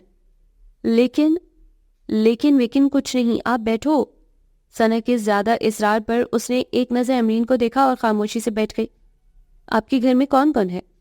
جی، میں، امی، میرے بھائی، یہ سائمہ بھابھی اور یہ میرا بھتیجا سالم۔ اس کے تعارف پر وہ مسکرا کر بولی، آپ کے فادر؟ ان کی ڈیتھ ہو چکی ہے۔ اوہو سوری، کیا میں آپ کی امی سے مل سکتی ہوں؟ ان کی فرمائش پر وہ تینوں کافی حیران ہوئی تھی۔ اس حیرت سے سب سے پہلے سائمہ نکلی تھی۔ چلیں میں آپ کو امی کے پاس لے جاتی ہوں، وہ دراصل بیمار ہے، اس لیے زیادہ تر اپنے کمرے میں رہتی ہیں، آئیں۔ وہ انہیں لے کر روبینہ بیگم کے کمرے کی طرف بڑھی۔ امرین بھی پیچھے لپکی تھی، جب اقصیٰ نے ایک دم اس کا بازو تھام کر اسے روک لیا۔ آخر چکر کیا ہے؟ کیا؟ امرین نے حیرت سے اسے دیکھا۔ یہی ایرج کی ممی، آخر ایسی کون سی میری ان کی دوستی ہے جو گھر تک چلی آئی ہیں اور اب امی کے پاس؟ وہ بری طرح الجھی ہوئی تھی۔ میں تو خود حیران ہوں، پرسوں انہوں نے مجھ سے تمہارا ایڈریس اور نمبر لیا تھا اور آج شامی بھاگتا ہوا آیا، باجی باہر کوئی باجی اتنی بڑی کار میں آئی ہے۔ میں ابھی اتنی بڑی کار والی باجی کے بارے میں اندازہ ہی لگا رہی تھی کہ یہ اندر آ گئی اور تمہارے بارے میں پوچھنے لگی، اور یہ 3 منٹ کی واک کے دوران جس قدر انکوائری کر رہی تھی ایسا لگ رہا تھا جیسے تمہارے رشتہ لینے آئی ہے۔ اقصیٰ چونکی تھی، پھر امرین اندر جانے کے بجائے اس کے ساتھ کچن میں آ گئی۔ جب وہ دونوں ٹرالی لے کر اندر آئیں، وہاں کا ماحول کافی خوشگوار تھا۔ ثنا روبینہ بیگم کے ساتھ پلنگ پر ان کے قریب ان کا ہاتھ تھامے جانے کیا کہہ رہی تھی کہ روبینہ بیگم کے چہرے پر بڑی خوبصورت مسکراہٹ تھی، جبکہ سائمہ آنکھیں پھاڑے ان دونوں کو دیکھ رہی تھی۔ اچھا آنٹی، چلتی ہوں، امید ہے جلد آپ سے ملاقات ہوگی۔ روبینہ بیگم سے مل کر سائمہ کی طرف مسکراہٹ اچھال کر انہوں نے اقصیٰ کی طرف دیکھا اور مسکرا کر باہر نکل آئیں۔ اقصیٰ انہیں دروازے تک چھوڑنے آئی تھی۔ دروازے کے قریب رک کر انہوں نے اقصیٰ سے کہا، میں نے تمہاری امی سے ایک سوال کیا ہے جس کا جواب تمہیں دینا ہے، اور میں امید کرتی ہوں وہ جواب میرے حق میں ہوگا۔ وہ اس کا گال تھپ تھپا کر باہر نکل آئی تھیں، جبکہ وہ ہکا بکا دروازے کی خالی چوکھٹ کو دیکھتی رہ گئی۔ اندر آئی تو روبینہ بیگم امرین سے بات کر رہی تھی۔ اسے آتا دیکھ کر خاموش ہو گئی۔ بظاہر خود کو لاپرواہ ظاہر کرتے ہوئے وہ ٹی وی آن کر کے بیٹھ گئی۔ دل میں خاصی خود بدی مچی ہوئی تھی، لیکن سائمہ بھابھی کے سامنے وہ کوئی سوال نہیں کرنا چاہتی تھی۔ اوکے اقصیٰ، میں چلتی ہوں، کل آؤں گی، تم بیٹھو۔ اسے اٹھتا دیکھ کر اس نے منع کر دیا۔ امرین کے پیچھے بھابھی اور سارم بھی نکل آئے تھے، اور وہ جو انہماک سے ٹی وی دیکھ رہی تھی ان کے جاتے ہی روبینہ بیگم کی طرف متوجہ ہوئی۔ وہ بھی جیسے اس کی منتظر تھی۔ جانتی ہو وہ خاتون کیوں آئی تھیں؟ اپنے بھائی کے لیے تمہارا رشتہ لے کر۔ یہ بتاتے ہوئے ان کے چہرے پر بے پناہ خوشی تھی، لیکن آگے جو کچھ انہوں نے بتایا وہ اس کے حواس کو جھٹکا دینے کے لیے کافی تھا۔ وہ سارم کو کھانا کھلاتے ہوئے سخت جزبز ہو رہی تھی۔ اس کی وجہ سارم نہیں بلکہ سائمہ بھابھی تھی، جو سارے گھر میں گنگناتی پھر رہی تھی، اور اس کے قریب سے گزرتے ہوئے ان کے گنگنانے کی آواز اور تیز ہو جاتی تھی، اور وہ جانتی تھی اس خوشی کی وجہ کیا ہے۔ یہی وجہ تھی وہ اسے سخت زہر لگ رہی تھی۔ آنی پھپھو، وہ جو اپنے خیالوں میں گم تھی، سالم کی آواز پر چونک کر دروازے کی طرف دیکھا جہاں سے امبرین اندر داخل ہو رہی تھی۔ کوئی اور وقت ہوتا تو امبرین کی آمد اس کے لیے خوشی کا باعث ہوتی، لیکن اس وقت اسے امبرین کا آنا بھی اچھا نہیں لگ رہا تھا۔ ہیلو گڈو مٹو، امبرین نے اس کے بجائے سالم سے سلام دعا کی تھی۔ اس کے بعد وہ ادھر ادھر کی باتیں کرنے لگی۔ امبرین، کام کی بات کرو۔ اس کے ٹوکنے پر امبرین جو سالم سے بات کر رہی تھی اسے ایک دم بریک لگا تھا۔ سالم کو اندر بھیج کر وہ اقصیٰ کی طرف متوجہ ہوئی۔ کیا میں اس شادی سے انکار کی وجہ پوچھ سکتی ہوں؟ میں جانتی ہوں تمہیں امی نے بلایا ہے، تو ظاہر سی بات ہے انہوں نے انکار کی وجہ بھی بتائی ہوگی۔ نہیں، انہوں نے مجھے کوئی وجہ نہیں بتائی۔ انہیں لگتا ہے تم خضر کی وجہ سے انکار کر رہی ہو، اور مجھے بھی یہی لگتا ہے۔ اقصیٰ، میں کم از کم تم سے اس پاگل پن کی امید نہیں کرتی تھی۔ اس خضر کے لیے تم اپنے مستقبل کو تاریک کرنا چاہتی ہو، جس نے تمہارے جذبات، پیار، کسی چیز کی قدر نہیں کی۔ کتنی آسانی سے تمہیں بتائے بغیر، کوئی ٹھوس جواز دیے بغیر تمہیں اپنی زندگی سے نکال دیا۔ اس کے لیے تم اس رشتے سے انکار کر رہی ہو، اور ایسا کرنے سے کیا ہوگا؟ وہ اس انگریز کو چھوڑ کر تمہارے پاس آ جائے گا۔ امبرین کی آواز میں غصہ ہی غصہ تھا، ایسا غصہ جو کسی اپنے کے لیے ہوتا ہے۔ پہلے تو وہ بھی غصے سے اسے دیکھتی رہی، پھر یکا یک اس کی آنکھیں برسنے لگیں، لیکن امبرین نے اسے چپ کروانے کی کوشش نہیں کی۔ تم بھی وہی سمجھ رہی ہو جو امی کو لگتا ہے۔ ٹھیک ہے، خضر کو بولنا میرے لیے مشکل ہے، لیکن میرے انکار کی وجہ امی کو پتہ ہے۔ ایرج کی ممی جو اپنے بھائی کا رشتہ لے کر آئی ہیں، اس کی نہ صرف پہلے شادی ہو چکی ہے بلکہ ایک بچی کا باپ بھی ہے۔ اب کی بار امبرین کچھ بولنے کے قابل نہیں رہی تھی۔ اسے یہ معلوم نہیں تھا، ورنہ وہ کبھی اقصیٰ سے اس سلسلے میں بات نہ کرتی۔ اب تو سمجھانے کا سوال ہی پیدا نہیں ہوتا تھا۔ وہ اس کا کندھا تھپ تھپا کر روبینہ بیگم کے کمرے میں آ گئی۔ وہ جیسے اس کی منتظر تھی۔ مان گئی اقصیٰ؟ انہوں نے اسے دیکھتے ہی سوال کیا۔ وہ چپ چاپ ان کے قریب بیٹھ گئی۔ آنٹی، آپ نے مجھے بتایا ہی نہیں، وہ ایک بچی کا باپ ہے؟ اس کے سوال پر وہ خاموشی سے اس کی شکل دیکھنے لگی۔ تبھی اقصیٰ اندر داخل ہوئی۔ امبرین نے ایک نظر اسے دیکھ کر روبینہ بیگم کو دیکھا۔ آنٹی، میں پوری طرح سے اقصیٰ سے اتفاق کرتی ہوں۔ آخر ایسی کیا مجبوری ہے کہ اقصیٰ کو ایک شادی شدہ ایک بچی کے باپ سے شادی کرنی پڑے؟ وہ خوبصورت ہے، پڑھی لکھی ہے، نیک ہے، اور کسی کو کیا چاہیے؟ ہاں، میری بیٹی میں ساری خوبیاں ہیں، میں ماں ہوں، تم دوست ہو، اس لیے ہمیں صرف خوبیاں نظر آتی ہیں، لیکن اس کا سب سے بڑا عیب پتہ ہے کیا ہے؟ وہ یتیم ہے۔ اس کے سر پر باپ نہیں جو اسے لاکھوں کا جہیز دے سکے۔ بھائی ہے، لیکن مجھے اس سے ذرہ بھر بھی امید نہیں ہے۔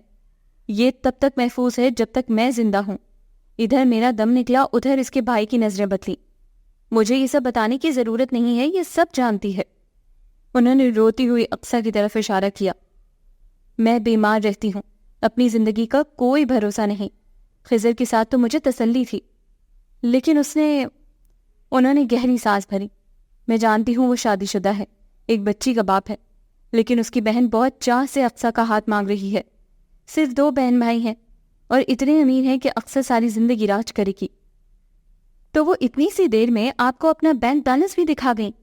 انہوں نے اپنے شادی شدہ بھائی کی شادی کرنی ہے، جھوٹ بھی بول سکتی ہیں، اور آپ نے ان کے کہنے سے یقین کر لیا۔ اگر اتنے ہی امیر ہیں تو امیر گھر میں ہی جاتے۔ مجھ جیسی مڈل کلاس لڑکی کے گھر آنے کی کیا ضرورت تھی؟ کیسے بات کر رہی ہو اقصیٰ تم؟ امبرین کے ٹوکنے پر اسے خود اپنے لہجے کا احساس ہوا، تو وہ روندھے ہوئے لہجے میں بولی، امی، میں نے کب دولت کی ہرس کی ہے؟ مجھے تو ہمیشہ محبت اور خلوص کی چاہ رہی ہے۔ وہ آدمی جو پہلے شادی کر چکا ہے، وہ اپنی محبت کسی اور سے شیئر کر چکا ہے۔ اس کے پاس میرے لیے کیا ہوگا؟ اور میں کیا کروں گی ایسی دولت کا جس سے مجھے سکون نہ ملے گا؟ آپ سمجھ کیوں نہیں رہی؟ اس کے رونے سے روبینہ بیگم بے چین ہونے لگی تھی۔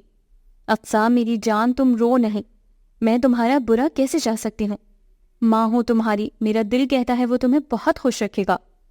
ان کے لہجے میں بہت یقین تھا، لیکن اس نے جیسے ان کے لہجے میں اس یقین کو محسوس ہی نہیں کیا۔ میں خوش نہیں رہ سکتی اماں، میں اب کبھی محبت نہیں کر سکتی۔ وہ سر جھکائے خود کو باور کروا رہی تھی جب اس نے امبرین کی گھبرائی ہوئی آواز سنی۔ اس نے سر اٹھا کر دیکھا، روبینہ بیگم کا چہرہ بالکل سفید پڑ گیا تھا، ان کا ہاتھ سینے پر تھا۔ پھر ان کے دیکھتے ہی دیکھتے وہ بے ہوش ہو گئی تھیں۔ وہ دونوں بدحواس ہو کر ان کی طرف بڑھی تھیں۔ اسے لگا جیسے کسی نے اس کا کندھا ہلایا ہے۔ اس نے بمشکل اپنی دکھتی آنکھیں کھولیں۔ سامنے نبیل بھائی کھڑے تھے۔ وہ گھومتے سر کے ساتھ بمشکل کھڑی ہوئی تھی۔ اقصیٰ، تم کل سے یہاں ہو اور سوئی بھی نہیں ہو، تمہاری طبیعت بھی ٹھیک نہیں لگ رہی، تم ایسا کرو گھر چلی جاؤ۔ نہیں بھائی، مجھے گھر میں چین نہیں آئے گا، مجھے امی کے پاس رہنے دیں۔ اس نے جلبلاتی نظروں سے دوائیوں کی زیر اثر سوتی روبینہ بیگم کو دیکھا۔ اس کی نظروں کے تعاقب میں نبیل نے روبینہ بیگم کو دیکھا۔ یہاں امی کے پاس بھی کسی کا ہونا ضروری ہے اور گھر میں بھی کسی کا ہونا ضروری ہے۔ سائمہ کے کتنے فون آ چکے ہیں؟ وہ سوالیہ نظروں سے نبیل کا چہرہ دیکھنے لگی۔ تو پھر تم رک جاؤ، میں گھر چلا جاتا ہوں، کل جلدی آ جاؤں گا۔ وہ اس کے جواب میں کیا کہہ سکتی تھی؟ سر ہلا کر رہ گئی۔ نبیل کے جاتے ہی وہ روبینہ بیگم کے بیڈ کے قریب آ گئی اور ان کا ہاتھ دونوں ہاتھوں میں تھام کر ہونٹوں سے لگا لیا۔ آج ان کی جو حالت تھی اس کی ذمہ دار وہ خود کو ٹھہرا رہی تھی۔ انہیں جو خدشے تھے وہ اسے تب محسوس نہیں ہوئے تھے، لیکن اب وہ انہیں محسوس کر سکتی تھی۔ صرف 2 دن، اور ان 2 دنوں میں خود کو کتنا اکیلا محسوس کیا تھا جب اس کی ماں کا وجود کچھ لمحوں کے لیے خاموش ہوا تھا، اور اگر اگلی سوچ پر اس نے بے اختیار سختی سے آنکھیں بند کی تھیں۔ سب باتیں، سب خدشے اپنی جگہ، لیکن اس کے دل میں جو خدشے تھے ان کا کیا؟ اس بات کی کیا ضمانت ہے کہ یہ رشتہ اس کی زندگی میں خوشیاں لے کر آئے گا؟ اس کی سوچوں کو بریک ٹیبل پر رکھے سیل فون کی وائبریشن نے لگایا تھا۔ اس نے بڑی آہستگی سے روبینہ بیگم کا ہاتھ بستر پر رکھا اور فون اٹھا کر کونے میں آ گئی۔ اسکرین پر نظر آنے والا نمبر انجانا تھا۔ اس نے آن کا بٹن پریس کر دیا۔ ہیلو، السلام علیکم اقصیٰ، میں ثنا بات کر رہی ہوں۔ دوسری طرف سے آتی آواز اور نام سن کر ایک پل کے لیے وہ خاموش رہ گئی۔ ہیلو، دوسری طرف سے اسے پھر پکارا گیا۔ جی کیسی ہیں آپ؟ میں ٹھیک ہوں اقصیٰ۔ امبرین سے آنٹی کے بارے میں پتہ چلا، اب کیسی طبیعت ہے ان کی؟ جی اب پہلے سے بہتر ہے۔ اچھا تم کون سے اسپتال میں ہو اور روم نمبر کیا ہے؟ اوکے میں صبح چکر لگاتی ہوں۔ اس کے بتانے پر انہوں نے کہا تو اقصیٰ نے بے اختیار گہرا سانس لے کر فون بند کر دیا۔ وہ دیوار سے ٹیک لگائے کب سے اپنی ماں کے مطمئن اور مسکراتے چہرے کو دیکھ رہی تھی۔ ابھی کچھ دیر پہلے جب وہ روبینہ بیگم کو دلیا کھلا رہی تھی اور ان کا موڈ ٹھیک کرنے کے لیے ادھر ادھر کی باتیں کر رہی تھی تو وہ یوں تھی جیسے اسے سن نہ رہی ہوں، اور ابھی ثنا اور ان کے ساتھ ان کا ڈرائیور فروٹس جوسز وغیرہ لے کر اندر داخل ہوا اور اسے دیکھتے ہی روبینہ بیگم خوش ہو گئیں اور اب حشاش بشاش بیٹھی اس سے باتیں کر رہی تھیں۔ اس نے روبینہ سے نظریں ہٹا کر نبیل بھائی کو دیکھا جو بہت غور سے ثنا کو دیکھ رہے تھے۔ انہوں نے نبیل بھائی کی طرف ایک کارڈ بڑھایا اور کھڑی ہو گئیں۔ اچھا آنٹی اجازت دیں اور جلدی سے ٹھیک ہو جائیں، آخر آپ دلہن کی امی ہیں۔ وہ جھک کر روبینہ کے گلے لگیں جبکہ اقصیٰ نے مضبوطی سے اپنے ہونٹ پیچھ لیے۔ اور نبیل بھائی آپ اپنی تسلی کر لیں۔ ان کے کہنے پر نبیل بھائی نے مسکرا کر سر ہلا دیا۔ پھر وہ اقصیٰ کے سامنے آ کر رکی۔ آنٹی اب ٹھیک ہیں، اتنی ٹینشن لینے کی ضرورت نہیں، اپنا حال دیکھو۔ اس نے اپنے ہاتھ سے اس کے چہرے پر بکھرے بالوں کو سمیٹ کر کان کے پیچھے کیا۔ آنٹی جی اقصیٰ کا خیال رکھیں، یہ آپ کے پاس ہماری امانت ہے۔ اس نے مڑ کر روبینہ بیگم سے کہا جبکہ وہ حیرت سے ان کی گفتگو سن رہی تھی۔ اس نے اب تک کب ہاں کی تھی اور یہ بات کب طے ہوئی؟ ہارون نے مجھے لینے آنا تھا، سوچا تھا تم دونوں کو ملوا دیتی، لیکن تم نے تو اپنا حال بے حال کیا ہوا ہے۔ چلو پھر صحیح۔ وہ پچھلی دفعہ کی طرح اس کا گال سہلا کر باہر نکل گئیں۔ اس کے جاتے ہی اس نے روبینہ بیگم کی طرف دیکھا، لیکن وہ آنکھیں بند کر چکی تھیں، جس کا مطلب تھا ان سے بات نہ کی جائے۔ اسے بے حد غصہ آیا تھا۔ جس طرح ان کی طبیعت تھی وہ بات بھی نہیں کر سکتی تھی۔ آج انہیں ڈسچارج ہونا تھا اور اس نے گھر پہنچنے تک خاموش رہنے کا فیصلہ کیا۔ وہ سالم کے لیے دودھ لے کر آئی تھی، لیکن نبیل بھائی کے کمرے کا دروازہ آدھا کھلا تھا۔ اس نے دستک کے لیے ہاتھ اٹھایا تبھی اسے سائمہ کی آواز سنائی تھی۔ وہ اس کے بارے میں بات کر رہی تھی، لیکن جب اپنے نام کے بعد اس نے ہارون کا نام سنا تو دستک کے لیے اٹھا اس کا ہاتھ بے ساختہ اس کے پہلو میں ٹھہر گیا۔ نہ چاہتے ہوئے بھی وہ ان کی بات سننے لگی تھی۔ آپ ہارون کا پتہ کرنے گئے تھے؟ ہاں گیا تھا، تو پھر کیا پتہ چلا؟ سائمہ بھابی کی پرتجسس آواز سنائی دی۔ پتہ نہیں سائمہ، میں کچھ نہیں سمجھ پا رہا۔ وہ جو ثنا صاحبہ آئی تھیں ان کے حلیے سے ہی اندازہ ہوتا ہے وہ خوشحال ہیں، پھر ان کی گفتگو کا انداز سب اچھا ہے۔ اپنے بھائی کے بارے میں انہوں نے جو بتایا وہ سب ٹھیک ہے۔ امی نے بھی کہا کہ انہیں یہ رشتہ نہ صرف پسند ہے بلکہ قبول ہے، اور میں خوش ہونے کے ساتھ حیران بھی تھا۔ آخر اتنے امیر لوگوں کو ہم جیسے لوگوں میں کیا نظر آیا؟ وہ تو مجھے اب معلوم ہوا کہ وہ آدمی نہ صرف پہلے شادی کر چکا ہے بلکہ ایک بچی کا باپ بھی ہے، اور امی بھی اس بات کو جانتی ہیں. پھر بھی ہاں، تو اس میں حرج ہی کیا ہے؟ کیسی باتیں کرتی ہو سائمہ؟ اب کہ وہ غصے سے بولے تھے. اقصیٰ کی ابھی عمر ہی کیا ہے، اور اس میں کوئی عیب ہے جو اس کی شادی ایک بچی کے باپ سے کی جائے؟ دولت اپنی جگہ، لیکن میری بہن مجھ پر بوجھ نہیں. یہ بھی خوب کہی آپ نے. بہن بیٹیاں بوجھ ہی ہوتی ہیں. اور عمر کی کیا بات؟ آپ کی بہن اتنی ننھی کاکی بھی نہیں، 32 سال کی ہے، اور آپ تو ایسے کہہ رہے ہیں جیسے آگے بہت اعلیٰ رشتے موجود ہیں. اول تو مشکل سے کوئی رشتہ آئے گا، اور اگر ہوگا بھی تو ایسا ہی آئے گا جو ہمارے جیسے ہوں. اتنا امیر تو کوئی بھی نہیں ہوگا، اور جو کوئی بھی ہوگا جہیز تو پورا ہی لے گا. کہاں سے دو گے؟ امی کو تو میرا خیال ہے آپ سے زیادہ اقصیٰ سے پیار ہوگا، اور جب ان کو کوئی اعتراض نہیں تو آپ کو کیا مسئلہ ہے؟ اب کی بار نبیل بھائی کی کوئی آواز نہیں آئی. شاید وہ قائل ہو گئے تھے، اور وہ جو سوچ رہی تھی ان سے دل کی بات کرے گی، وہ اس کے دل میں ہی رہ گئی. لیکن پھر بھی ایک بار اقصیٰ سے پوچھ لیتے. نبیل بھائی کی دھیمی سی آواز آئی. آپ کی بہن پر شاید ابھی تک خضر کا بھوت سوار ہے، اس لیے اس میں فیصلہ کرنے کی صلاحیت ابھی موجود نہیں. اس سے نہ پوچھیں تو ہی بہتر ہے. وہ چپ چاپ وہاں سے ہٹ گئی. آخر تم ہتھیلی پر سرسوں جمانے پر کیوں تلی ہو؟ ثنا نے حیران ہو کر ہارون کو دیکھا. نہ تو میں شادی کرنا چاہتا ہوں اور نہ ہی مجھے ضرورت ہے. پتہ ہے مجھے تمہیں ضرورت نہیں، لیکن رمشا کو ماں کی ضرورت ہے. اس بات کو تم مانتے ہو یا نہیں؟ ہاں ہوتی ہے، لیکن اقصیٰ بہت ڈیفرنٹ ہے. ثنا کے پر یقین انداز پر وہ استہزائیہ انداز میں مسکرایا تھا. آپ اتنے یقین سے کیسے کہہ سکتے ہیں؟ انسان کو جاننے کے لیے ایک نظر کافی ہوتی ہے. ثنا نے فرضی کالر جھاڑتے ہوئے کہا. آپ تو اس کے عشق میں مبتلا لگتی ہیں. ہارون نے چڑ کر کہا تو وہ مسکرا دیں. تم بھی ہو جاؤ گے. اب کیا؟ ہارون نے چونک کر انہیں دیکھا اور پھر سر جھٹک کر ساتھ بیٹھے اپنے بہنوئی سے مخاطب ہوا. یوسف بھائی، آپ اپنی بیوی کو سمجھاتے کیوں نہیں؟ یار، تم بھائی ہو کر نہیں سمجھا سکے تو میں غریب بیچارہ شوہر ہوں جو بالکل اپنی بیگم کے رحم و کرم پر ہے. بات کے اختتام پر وہ خود کہکا لگا کر ہنس پڑے. میں بھی اقصیٰ سے مل چکا ہوں، وہ واقعی اچھی لڑکی ہے. اور پھر تم چاہے رمشا کی کتنی بھی اچھی دیکھ بھال کر لو، لیکن جو تربیت ماں کر سکتی ہے وہ تم نہیں کر سکتے ہو. بھائی جان، میں آپ کی بات سمجھتا ہوں، لیکن میری بات آپ لوگ نہیں سمجھ رہے. شاید رمشا کی قسمت میں ماں کا پیار ہی نہیں، ورنہ اس کی سگی ماں اسے یوں چھوڑ نہ جاتی. یہ کہتے ہوئے اس کا چہرہ بے ساختہ سرخ ہوا تھا. یوسف نے سوالیہ نظروں سے ثنا کو دیکھا. ہارون، سب لوگ ایک جیسے نہیں ہوتے. شاید، اس نے گہرا سانس لے کر کہا. لیکن مجھے عورت کی اس روپ سے نفرت ہے. اس کو اپنی بیوی سے جو زخم ملا تھا اس کے بعد اس کا یہ رویہ حق بجانب تھا. لیکن ثنا اپنے بھائی کو یوں تنہا زندگی گزارتے نہیں دیکھ سکتی تھی. پچھلی باتیں بھول جاؤ ہارون، اپنی اگلی زندگی کے بارے میں سوچو، اور مجھے یقین ہے اقصیٰ تمہیں اتنی خوشیاں دے گی کہ تم سب بھول جاؤ گے. آپ سمجھ نہیں رہی، وہ جیسے زچ ہو کر بولا. سمجھ تم نہیں رہے. اب جب شادی کی ڈیٹ فکس ہو رہی ہے، سب طے ہے، تم آئیں بائیں شائیں کر رہے ہو. جانتے ہو ان لوگوں کو منانے کے لیے مجھے کتنے جتن کرنے پڑے ہیں. تو آپ سے کس نے کہا تھا؟ ہارون نے غصے سے اسے دیکھا. تم بھی کمال کرتی ہو ثنا. خاموشی سے دونوں بہن بھائی کی گفتگو سنتے یوسف بھی آخر بول پڑے. تم تو ایسے کہہ رہی ہو جیسے ہارون کو کوئی رشتہ نہیں ملنا تھا. ایک سے ایک حسینہ دل ہاتھ میں لیے ان کی راہ میں کھڑی تھی.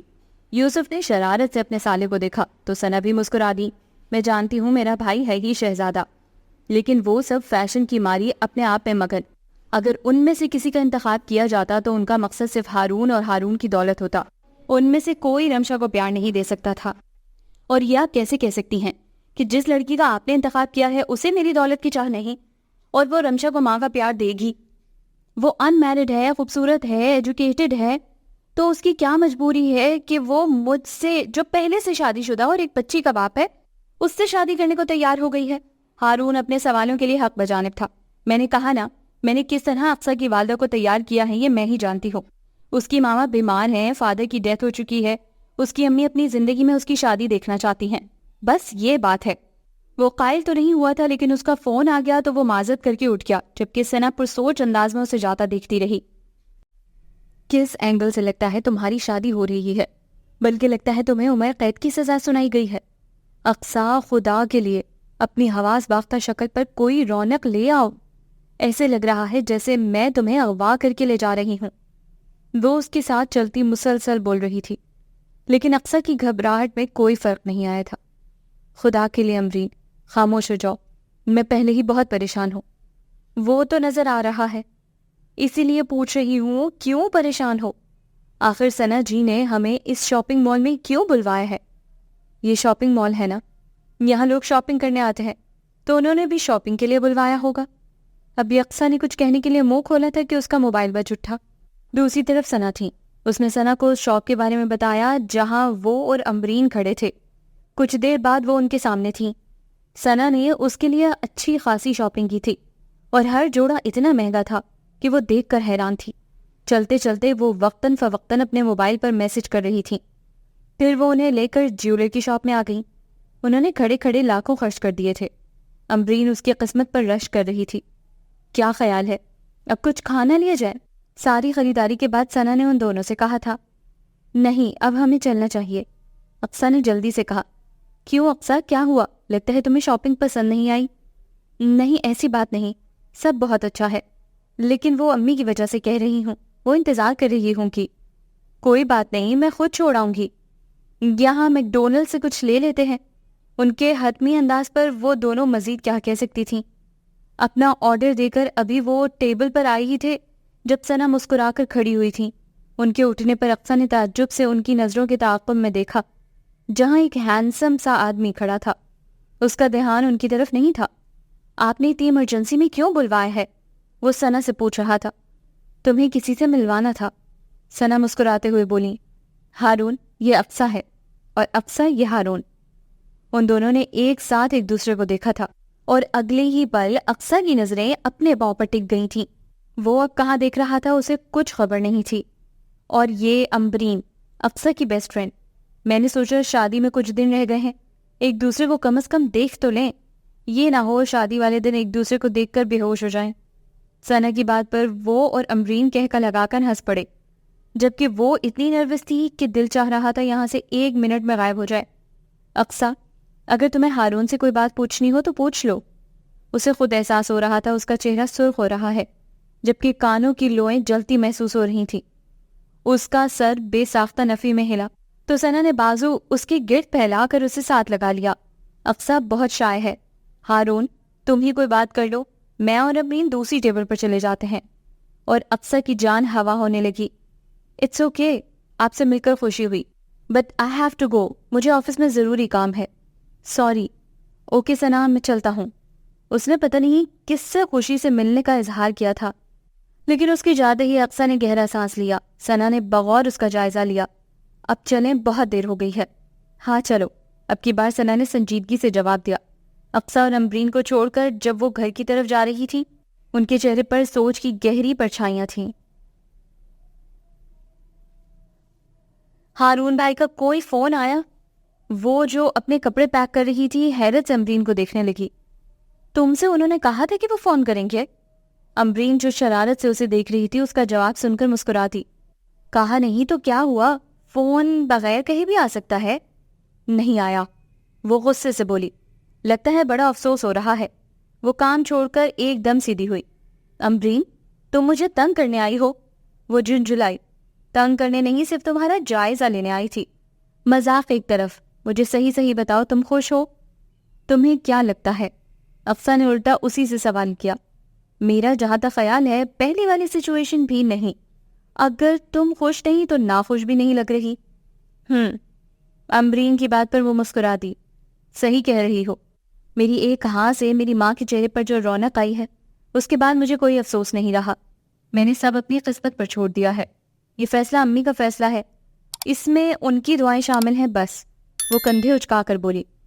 اللہ اپنے بندوں کے ساتھ کبھی برا نہیں کر سکتا، اور ثنا جس قدر محبت سے لے جا رہی ہے، قسم سے مجھے تم پر رشک آتا ہے، اور ہارون بھائی کو دیکھ کر تو سارا افسوس ختم ہو گیا۔ کتنی شاندار پرسنالٹی ہے ان کی۔ بس میری یہ دعا ہے جس محبت کی تم حقدار ہو وہ تمہیں ضرور ملے۔ اس کی دعا پر وہ مسکراتی تھی۔ اس نے ماضی کی راکھ کو دل سے کھرچ کر خوشحال مستقبل کی دعا کرتے ہوئے نکاح نامے پر سائن کیے تھے، لیکن جانے پھر بھی کیوں کتنے ہی آنسو آنکھوں سے گرے تھے۔ سنا نے کسی قسم کی جہیز سے منع کر دیا تھا، لیکن روبینہ بیگم نے پھر بھی اپنی توفیق کے مطابق کافی دیا تھا۔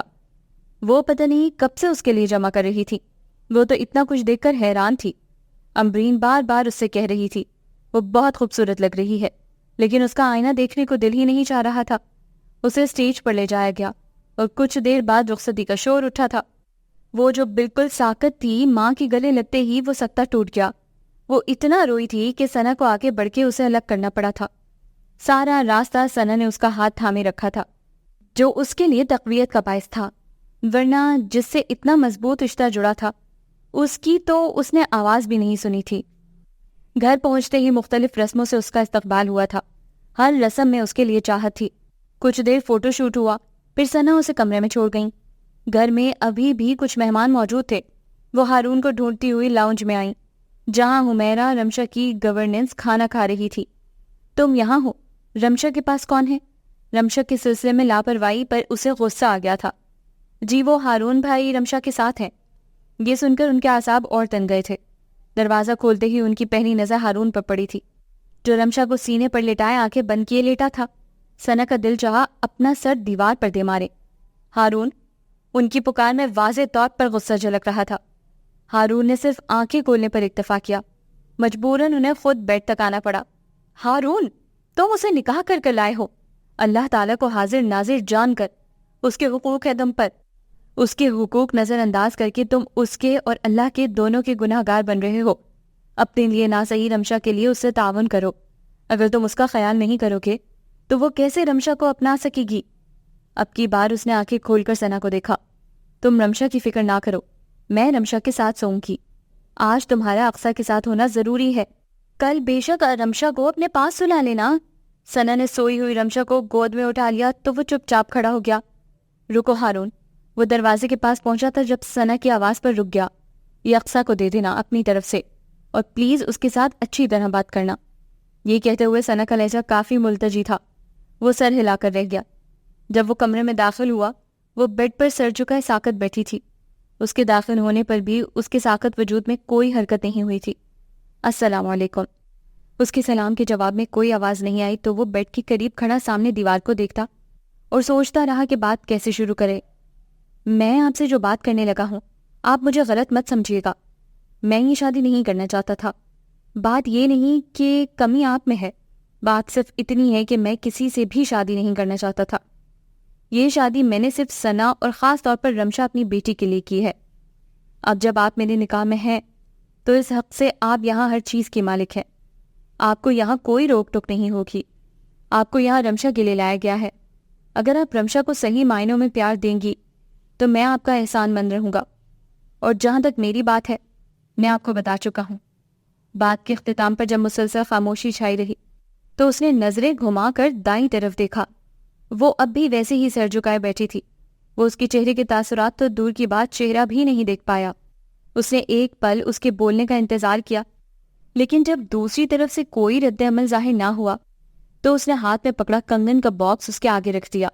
یہ آپ کے لیے۔ رکھ کر وہ سیدھا ہوا۔ ابھی مڑا ہی تھا جب اس نے اس کی آواز سنی۔ مجھے چینج کرنا ہے۔ ایسے لگا جیسے خاموشی میں سریلی گھنٹیاں بج اٹھی ہوں، ساتھ ہی چوڑیوں کی چھن چھن پورے کمرے میں گونج اٹھی۔ اس نے مڑ کر دیکھا، وہ بھاری دوپٹہ اور لہنگا سنبھالتی بیڈ سے اتر رہی تھی۔ اس کے دیکھتے ہی دیکھتے وہ کھڑی ہوئی اور سر اٹھا کر اسے دیکھا۔ اسے مسلسل اپنی طرف دیکھتا پا کر اس نے سر جھکا لیا۔ واش روم کی طرف اس نے ہاتھ سے اشارہ کیا۔ وہ ہوا کے سبک جھونکے کی طرح اس کے قریب سے گزری تھی۔ اس کے ایک ایک قدم کے ساتھ ہارون کی نظریں تھیں۔ جب ڈریسنگ روم میں داخل ہو کر اس نے دروازہ بند کیا تو وہ جیسے چونک کر ہوش میں آیا۔ جب ثنا اسے یہاں بٹھا کر گئی تھی تو اس کا دل آنے والے لمحوں کے خیال سے بہت تیزی سے دھڑک رہا تھا، لیکن ہر گزرتے پل کے ساتھ دھڑکن مدھم ہوتی جا رہی تھی۔ کتنے ہی پل گزر گئے اور دل جیسے دھڑک دھڑک کے تھک گیا، اور پھر دروازہ کھلا تھا۔ تب جب ہر طرف خاموشی چھا چکی تھی، اس نے آ کر سلام کیا تھا، لیکن وہ کوشش کے باوجود کچھ بھی نہ کہہ سکی، اور پھر وہ بولتا گیا، وہ سنتی رہی۔ سب کچھ سن کر اسے جھٹکا لگنا چاہیے تھا، لیکن اسے لگ رہا تھا اس میں سوچنے اور محسوس کرنے کی صلاحیت ختم ہو چکی ہے۔ وہ کہہ رہا تھا اسے شادی کی ضرورت نہیں تھی، دوسرے معنوں میں اسے اس کی ضرورت نہیں تھی۔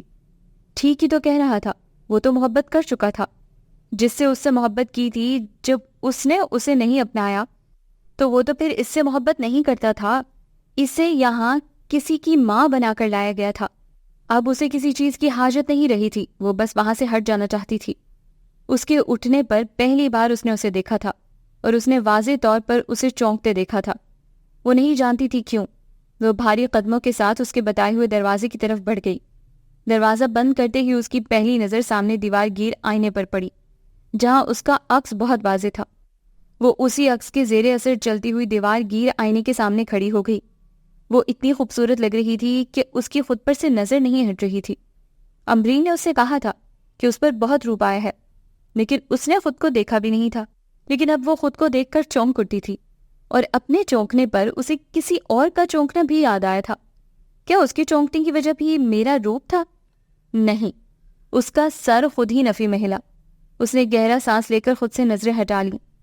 سب سے پہلے اس نے اپنے دونوں ہاتھوں کی چوڑیاں اتاری. ٹیکا، جھومر، ہر اترتی چیز کے ساتھ یادوں اور باتوں کا سلسلہ بھی جاری تھا. وہ بہت آہستگی سے کام کر رہی تھی. جانتی تھی باہر کسی کو اس کا انتظار نہیں. اگر آج باہر بیٹھے شخص کی جگہ خضر ہوتا تو اس خیال کے آتے ہی جانے کہاں سے 2 آنسو گالوں پر لڑک گئے. امی، بھابھی اور بھائی نے سوچا، محلوں میں راج کروں گی.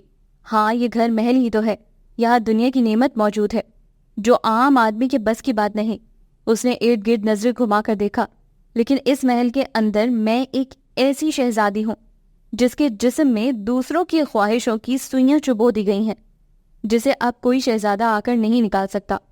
اس کا چہرہ آنسوؤں سے مکمل طور پر بھیگ چکا تھا. کپڑے بدل کر کچھ دیر وہ یوں ہی کھڑی اپنے حواس بحال کرتی رہی. پھر اس نے سختی سے اپنے چہرے پر آئے آنسو کو صاف کیا تھا. اپنی ہر خواہش چاہت کو دل کے قبرستان میں دفن کر دیا تھا، اور اب وہ صرف حکم کی غلام تھی. باہر نکلتے ہی اسے حیرت کا جھٹکا لگا تھا. اس کا خیال تھا یا تو وہ سو چکا ہوگا یا باہر جا چکا ہوگا، لیکن وہ تو اس کا منتظر تھا. اس کو دیکھ کر وہ کھڑا ہو گیا تھا. میں نے سوچا آپ کو کسی چیز کی ضرورت ہو، وہ اس سے پوچھ رہا تھا. اس کا سر نفی میں ہلا تھا. وہ تکیہ اٹھا کر صوفے کے قریب آ گیا. آپ بیڈ پر آرام سے سو جائیں. اقصیٰ نے صوفی کو دیکھ کر اس کا قد دیکھا. اتنے لمبے قد کے ساتھ اس صوفے پہ سمانا اس کے لیے آسان نہ تھا. ویسے بھی بیڈ پر بھی اسے نیند کہاں آنی تھی. وہ بیڈ پر جانے کے بجائے صوفے کے قریب آ گئی. میں یہاں ٹھیک رہوں گی. اس سے پہلے وہ مزید کچھ کہتا وہ صوفے پر بیٹھ گئی. اس کا قطعیت بھرا انداز دیکھ کر وہ بھی خاموشی سے بیڈ کی طرف چلا گیا. اگلے ہی پل کمرہ اندھیرے میں ڈوب گیا، اور کچھ دیر بعد کمرے میں نیلگوں روشنی پھیل گئی. وہ آہستگی سے صوفے پر لیٹ گئی. کمرے کے ساتھ دل میں بھی مکمل خاموشی تھی. کمرے میں صرف گھڑی کی ٹک ٹک اور اے سی کی خون کی پہلی تھی. دماغ کو اس نے ہر سوچ سے آزاد کر دیا تھا، اس لیے اندھیرا ہوتے ہی نیند غالب آنے لگی تھی. وہ جب بیڈ پر لیٹا تھا نیند آنکھوں سے کوسوں دور تھی. یہ لڑکی جو اس کی بیوی کے روپ میں آج اس کے کمرے میں موجود تھی، اس کی سوچ کے بالکل برعکس تھی. اس کی اتنی بے مروتی پر بھی اس کے چہرے پر کوئی تاثر نہیں آیا تھا. کیوں؟ یہ سوال بار بار اس کے ذہن میں آ رہا تھا. وہ بالکل بھی اس کے بارے میں سوچنا نہیں چاہتا تھا، لیکن مسلسل اسے ہی سوچ رہا تھا. دروازے پر شاید دستک ہوئی تھی جس نے اسے نیند سے بیدار کیا تھا.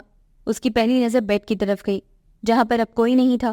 اس نے بے دلی سے نظریں گھڑی کی طرف گھمائیں. صبح کے 9 بج رہے تھے. وہ یوں ہی لیٹے لیٹے سارے کمرے کو دیکھنے لگی. بے حد خوبصورتی سے سجا کمرہ بھی اس میں کوئی احساس بیدار نہیں کر سکا.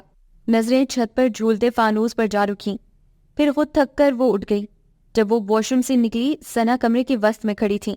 ان کی نظریں صوفے پر جمی تھیں جبکہ چہرے پر سوچوں کا جال بچھا تھا.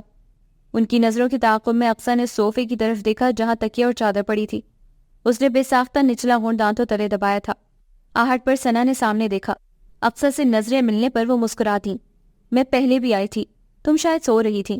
ناشتہ تیار ہے، ادھر منگوا لوں یا ڈرائنگ روم میں چلیں؟ جیسا آپ کہیں. بھئی میں کیا کہوں، تم اس گھر کی مالکن ہو، تم بتاؤ. اب کی بار وہ کچھ نہیں بولی تو ثنا اس کے قریب آ گئی. یہاں بیٹھو. ثنا نے اس کا ہاتھ پکڑ کر اسے صوفے پر بٹھا لیا. ویسے تو یہ پوچھنا اچھا نہیں لگتا، یہ تمہاری پرسنل لائف ہے، لیکن جو مجھے نظر آ رہا ہے اس معاملے میں اگر میں نے تم دونوں کے دماغ میں جو الجھنیں ہیں نہ دور کی تو سب ختم ہو جائے گا. ثنا کی اتنی لمبی تمہید کا مقصد اسے سمجھ آ رہا تھا. ہارون نے کل تم سے کیا کہا؟ اقصیٰ نے نظریں اٹھا کر ثنا کی طرف دیکھا. وہ اس کے جواب کی منتظر تھیں. کچھ بھی نہیں۔ جھوٹ مت بولو اقصیٰ، وہ ڈپٹ کر بولی۔ تم شاید مجھے اپنی نند ہی سمجھو، لیکن میں تمہیں اپنی چھوٹی بہن مانتی ہوں۔ تمہیں یہاں میں اپنی پسند سے لائی ہوں۔ تمہارے بارے میں نے بہت سے دعوے کیے ہیں، اور ان دعووں پر مجھے یقین بھی بہت ہے، اور وہ خود بھی جانتی تھی وہ یہاں صرف ثنا کی خواہش کی وجہ سے تھی۔ بولو اقصیٰ۔ ثنا نے پیار سے اس کا گال تھپتھپایا تو آنکھوں میں جمی برف پگھلنے لگی۔ آنسو ایک کے بعد ایک اس کی آنکھوں سے گرنے لگے۔ انہوں نے کہا انہیں شادی کی ضرورت نہیں تھی، وہ شادی نہیں کرنا چاہتے تھے، اور ثنا کا دل چاہا ہارون سامنے ہو تو ایک تھپڑ تو ضرور لگائے۔ اس کے اتنا سمجھانے کے باوجود مرغے کی وہی ایک ٹانگ۔ ثنا کو روتی ہوئی اقصیٰ پر بے تحاشا ترس آیا تھا، پھر بھی اقصیٰ نے ان سے کوئی شکایت کوئی شکوہ نہیں کیا تھا۔ انہیں ایک بار پھر اپنے انتخاب پر ناز ہوا تھا۔ ثنا نے بہت پیار سے اس کے آنسو صاف کیے تھے۔ پلیز اقصیٰ، تم ہارون کی باتوں کو دل پر مت لینا۔ دراصل ہارون کے ساتھ جو پہلے ہوا وہ اب تک کے صدمے کے زیر اثر ہے۔ ہارون کی جس سے شادی ہوئی تھی اس نے ہارون کے اعتماد کو دھوکہ دیا۔ رمشا 3 ماہ کی تھی جب وہ اسے گھر کے دروازے کے آگے لاوارثوں کی طرح چھوڑ گئی۔ ہماری کام والی آئی تو دیکھا کہ ایک بچہ باہر پڑا ہے۔ وہ بچے کو اٹھا کر اندر لے آئی۔ ابھی ہم یہ سمجھنے کی کوشش کر رہے تھے کہ یہ بچہ کس کا ہے، ناز کا فون آ گیا کہ وہ اپنی نئی زندگی کا آغاز کرنا چاہتی ہے۔ ہارون کا بچہ اس کے لیے بوجھ ہے، لہٰذا یہ بوجھ وہ خود اٹھائے۔ ہمارے لیے وہ بوجھ تو نہیں تھی، ہارون کی تو جان ہے، لیکن یہ خیال آج بھی لرزا دیتا ہے کہ اتنی سی جان خدا نہ خواستہ اگر باہر سے کوئی جانور اٹھا لیتا یا کاٹ لیتا تو۔ ثنا کے ساتھ اقصیٰ نے بھی بے ساختہ جرجری لی تھی۔ تب سے ہارون ایسا ہو گیا ہے۔ یہ ٹھیک ہے وہ شادی نہیں کرنا چاہتا تھا، لیکن اس کا مطلب یہ نہیں کہ اسے تم پسند نہیں۔ تم تو اتنی پیاری ہو کہ کوئی بھی تم سے محبت کرنے لگے، اور مجھے یقین ہے ہارون بھی تم سے محبت کرنے لگے گا۔ بس تمہیں تھوڑی محبت اور صبر سے کام لینا ہوگا۔ میں یہ سب تمہیں شادی سے پہلے بتانا چاہتی تھی، لیکن حالات کچھ ایسے رہے کہ مجھے بتانے کا موقع ہی نہیں ملا۔ تم فکر نہ کرو، سب ٹھیک ہو جائے گا۔ میں تمہارے ساتھ ہوں، اور ہارون جیسا لا تعلق نظر آتا ہے ویسا ہے نہیں۔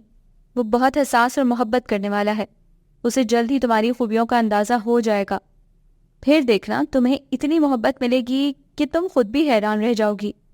تبھی ایرج بچی کو اٹھائے اندر داخل ہوئی۔ رونے کی آواز پر دونوں نے چونک کر دیکھا تھا۔ ماما دیکھیے رمشا رو رہی ہے۔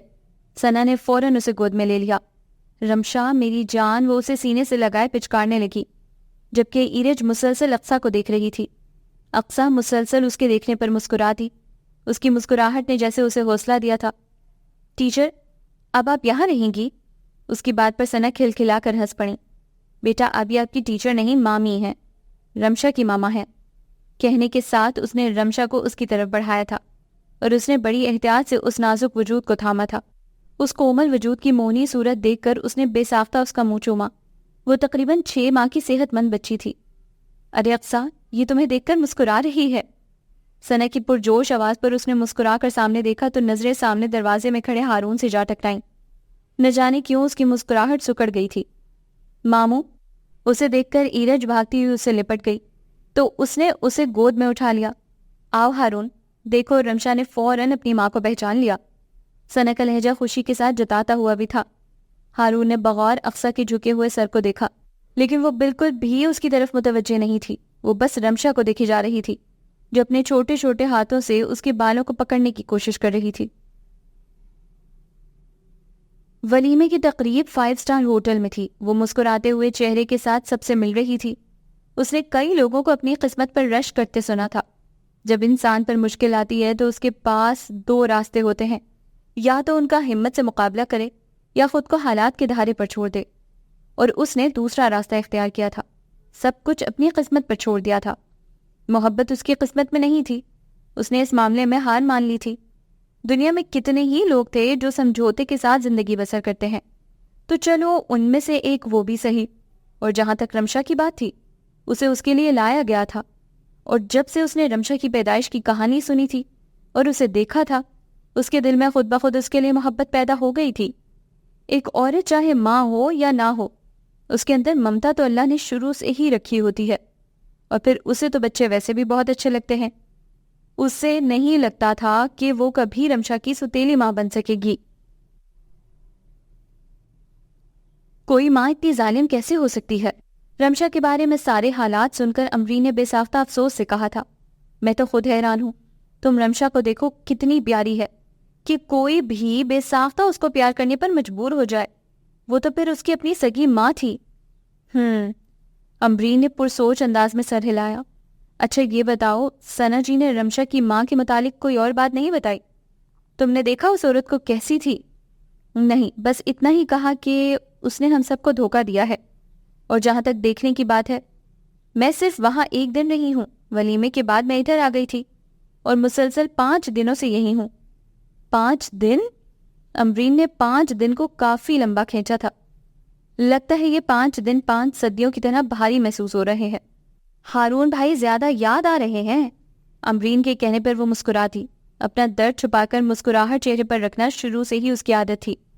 جب یہ درد اس نے اپنی ماں کو نہیں بتایا تو امرین بے شک اس کی بہترین دوست اور رازداں تھی، لیکن کچھ باتیں صرف اپنے دل میں رکھنے کے لیے ہوتی ہیں۔ پھپھو، سالم نے تیسری دفعہ اندر جھانک کر اس کے ہونے کی تصدیق کی تھی۔ اس کی اس حرکت پر وہ بے ساختہ مسکرائی تھی۔ سالم ادھر آؤ۔ اس کے پکارنے پر وہ پھر بھاگ گیا۔ ہارون بھائی کا فون آیا؟ نہیں۔ کیوں؟ کیوں کیا؟ بس نہیں آیا۔ تبھی موبائل کی بیل بجی تھی۔ ثنا کا فون تھا۔ حال احوال پوچھنے کے بعد وہ واپسی کے بارے میں پوچھ رہی تھی۔ جیسے آپ کہیں۔ لڑکی، ایک تو تم دعویدار بہت ہو، دوسری طرف سے ثنا کی مسکراتی ہوئی آواز پر بھی وہ مسکرا دی تھی۔ چلو ٹھیک ہے، میں تھوڑی دیر میں آتی ہوں۔ باجی، رمشا کیسی ہے؟ ٹھیک ہے، تمہیں یاد کر رہی ہے۔ ہارون کا نہیں پوچھو گی، جو سب سے زیادہ تمہیں مس کر رہا ہے۔ دوسری طرف سے آتی آواز میں شرارت صاف محسوس ہو رہی تھی۔ ان کا کیا حال ہے؟ اتنا اچھا نہیں، تم خود آ کر دیکھ لو۔ اب کہ اس نے کوئی جواب نہیں دیا۔ چلو ٹھیک ہے، تھوڑی دیر میں ملاقات ہوتی ہے۔ ثنا نے بھی کچھ سوچ کر فون بند کر دیا۔ گھر میں سب ہارون کے منتظر تھے، لیکن جب صرف ڈرائیور آیا تو گھر والوں کے ساتھ اسے بھی برا لگا تھا، لیکن جلد ہی اس نے خود پر قابو پا لیا۔ گھر پہنچی تو سب موجود تھے۔ سب سے پہلی نظر ہارون پر پڑی تھی، جو رمشا کو گود میں لیے بیٹھا تھا۔ اسے سب سے پہلے ثنا نے دیکھا تھا۔ وہ مسکراتی ہوئی اٹھی اور اسے گلے لگا لیا۔ سوری اقصیٰ، مہمان آ گئے تھے، اس لیے میں نہیں آ سکی۔ کوئی بات نہیں، وہ مسکرا کر بولی۔ ابھی میں فون نہ کرتی تو تم نے آنا نہیں تھا۔ ثنا نے اس سے الگ ہو کر شکوہ کیا تھا۔ تمہاری بیٹی تمہیں کتنا مس کر رہی تھی پتہ ہے؟ ثنا کے کہنے پر اس کی نظریں رمشا تک گئیں، جو باپ کے قمیض کے بٹنوں کے ساتھ کھیلنے میں مصروف تھی۔ رمشا سے نظریں ہارون کے چہرے تک گئیں۔ اپنی طرف دیکھتا پا کر اس نے فوراً نظروں کا زاویہ بدلا تھا۔ شادی کے 2 ہفتے گزرنے کے بعد بھی اس کے اور ہارون کے درمیان اجنبیت برقرار تھی۔ اس گھر میں صرف ثنا کا کردار ایسا تھا جس نے ان دونوں کو ساتھ باندھ رکھا تھا۔ البتہ رمشا کے ساتھ وہ بہت مانوس ہو گئی تھی۔ صبح ہارون آفس چلے جاتے اور وہ ثنا اور رمشا کے ساتھ بہت خوش رہتی، لیکن اس کی یہ خوشی زیادہ دن برقرار نہ رہ سکی۔ کیا ہوا؟ ثنا نے حیرت سے اس کی حیران پریشان شکل دیکھی۔ آپ جا رہی ہیں؟ جانا تو ہے نا مجھے، یہاں رہتے ہوئے 1 ماہ سے زیادہ ہو گیا ہے۔ یوسف منہ سے کچھ نہیں کہیں گے، لیکن انہیں غصہ تو آتا ہوگا، اور ایرج کی پڑھائی بھی ڈسٹرب ہو رہی ہے۔ پہلے مجھے ہر وقت ہارون اور رمشا کی فکر لگی رہتی تھی، لیکن اب تم آ گئی ہو تو مجھے سکون ہے۔ لیکن باجی، میں اکیلے… گھبراہٹ کے مارے اس سے آگے بولا نہیں گیا۔ ثنا نے بے ساختہ اسے ساتھ لگا لیا۔ پتلی ہو تم، اس میں گھبرانے والی کیا بات ہے؟ میں آؤں گی اور روز چکر لگاؤں گی، فون بھی کروں گی، لیکن ابھی تو مجھے اسلام آباد جانا ہے۔ یوسف کی بہن مسقط سے آئی ہیں، اس لیے جانا ضروری ہے، ورنہ میں ابھی نہ جاتی۔ اور تم ڈر کیوں رہی ہو؟ ہارون ابھی بھی تمہارے ساتھ ٹھیک نہیں؟ ثنا نے کھوجتی نظریں اس کے چہرے پر گاڑ دی تو وہ گڑبڑا گئی۔ نہیں باجی، ایسی بات نہیں، میں صرف… میرا مطلب ہے… اس کی سمجھ میں نہیں آ رہا تھا کیسے کہے۔ مجھے پتا ہے تمہیں کیا پریشانی ہے۔ دراصل نئے گھر میں نئی روٹین کو سمجھنا ہر لڑکی کے لیے ذرا مشکل ہوتا ہے، لیکن آہستہ آہستہ سب آسان ہو جاتا ہے۔ میں اگر مزید یہاں رہی تو تم بالکل کام سے جاؤ گی، کہہ کر دوبارہ چولہے کی طرف متوجہ ہو گئی، جہاں وہ ہارون کی فرمائش پر بریانی پکا رہی تھیں۔ تمہیں شاید کچن میں بھی تھوڑا وقت دینا پڑے۔ دراصل کک چھٹی پر گیا ہے، عارضی طور پر ایک عورت رکھی ہے، لیکن ہارون کو اس کا پکایا ہوا کھانا پسند نہیں آیا۔ وہ سر جھکائے اسے سن رہی تھی۔ ثنا نے گردن موڑ کر اسے دیکھا اور بے ساختہ اسے اس پر پیار آیا تھا۔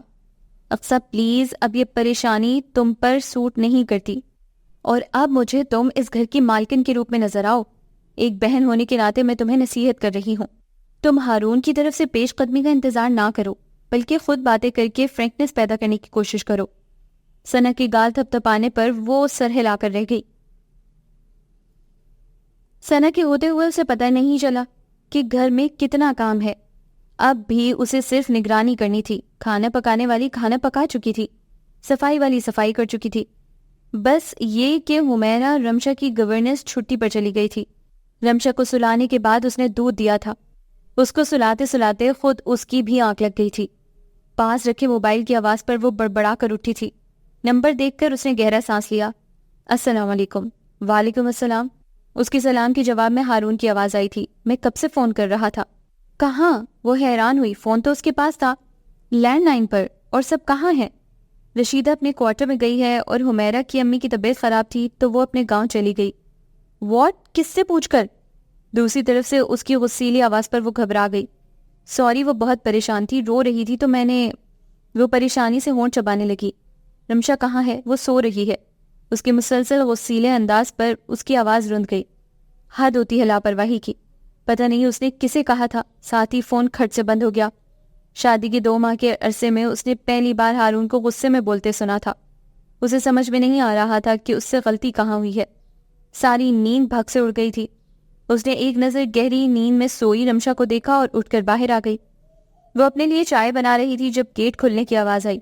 اس نے حیران ہو کر گھڑی کی طرف دیکھا جہاں 4 بج رہے تھے۔ وہ کپ لے کر باہر آ گئی تو ہارون کو غیر متوقع طور پر وہاں دیکھ کر گھبرا گئی۔ رمشا سو رہی ہے۔ وہ تیزی سے رمشا کے کمرے کی طرف بڑھا، جبکہ وہ ابھی تک کپ ہاتھ میں لیے ساکت کڑی تھی۔ وہ باہر آ گیا۔ لاپرواہی کی کوئی حد ہوتی ہے۔ حمیرہ کو چھٹی دینے سے پہلے آپ کو کم از کم مجھ سے پوچھ لینا چاہیے تھا، یا آپ نے ضرورت محسوس نہیں کی؟ وہ اس پر برس رہا تھا جبکہ وہ سر جھکائے آنسو ضبط کر رہی تھی۔ اب کون رمشا کی کیئر کرے گا؟ ہر وقت مجھے اس کی فکر لگی رہے گی۔ میں آفس دیکھوں یا گھر؟ بولیں۔ آنسو اب پلکوں کی باڑ پھلانگ کر گانوں پر پھیل گئے تھے۔ اس کی مسلسل خاموشی پر وہ چڑ گیا۔ میں آپ سے بات کر رہا ہوں۔ اس نے اس کی ٹھوڑی کے نیچے ہاتھ رکھ کر اس کا چہرہ اونچا کیا تو اگلے ہی پل دھک سے رہ گیا۔ اس کا چہرہ آنسوؤں سے بھیگا ہوا تھا۔ اس کے ہونٹ ایک دم بھیج گئے۔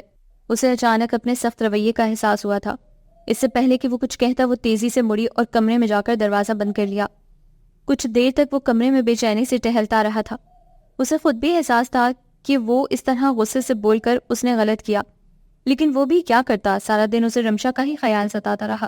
آج پہلے دن وہ رمشا کو ثنا کے بغیر اکیلے چھوڑ کر آیا تھا، اور فون کرنے پر جب اسے پتا چلا کہ حمیرہ چلی گئی ہے، اس کی فکر 2 چند ہو گئی۔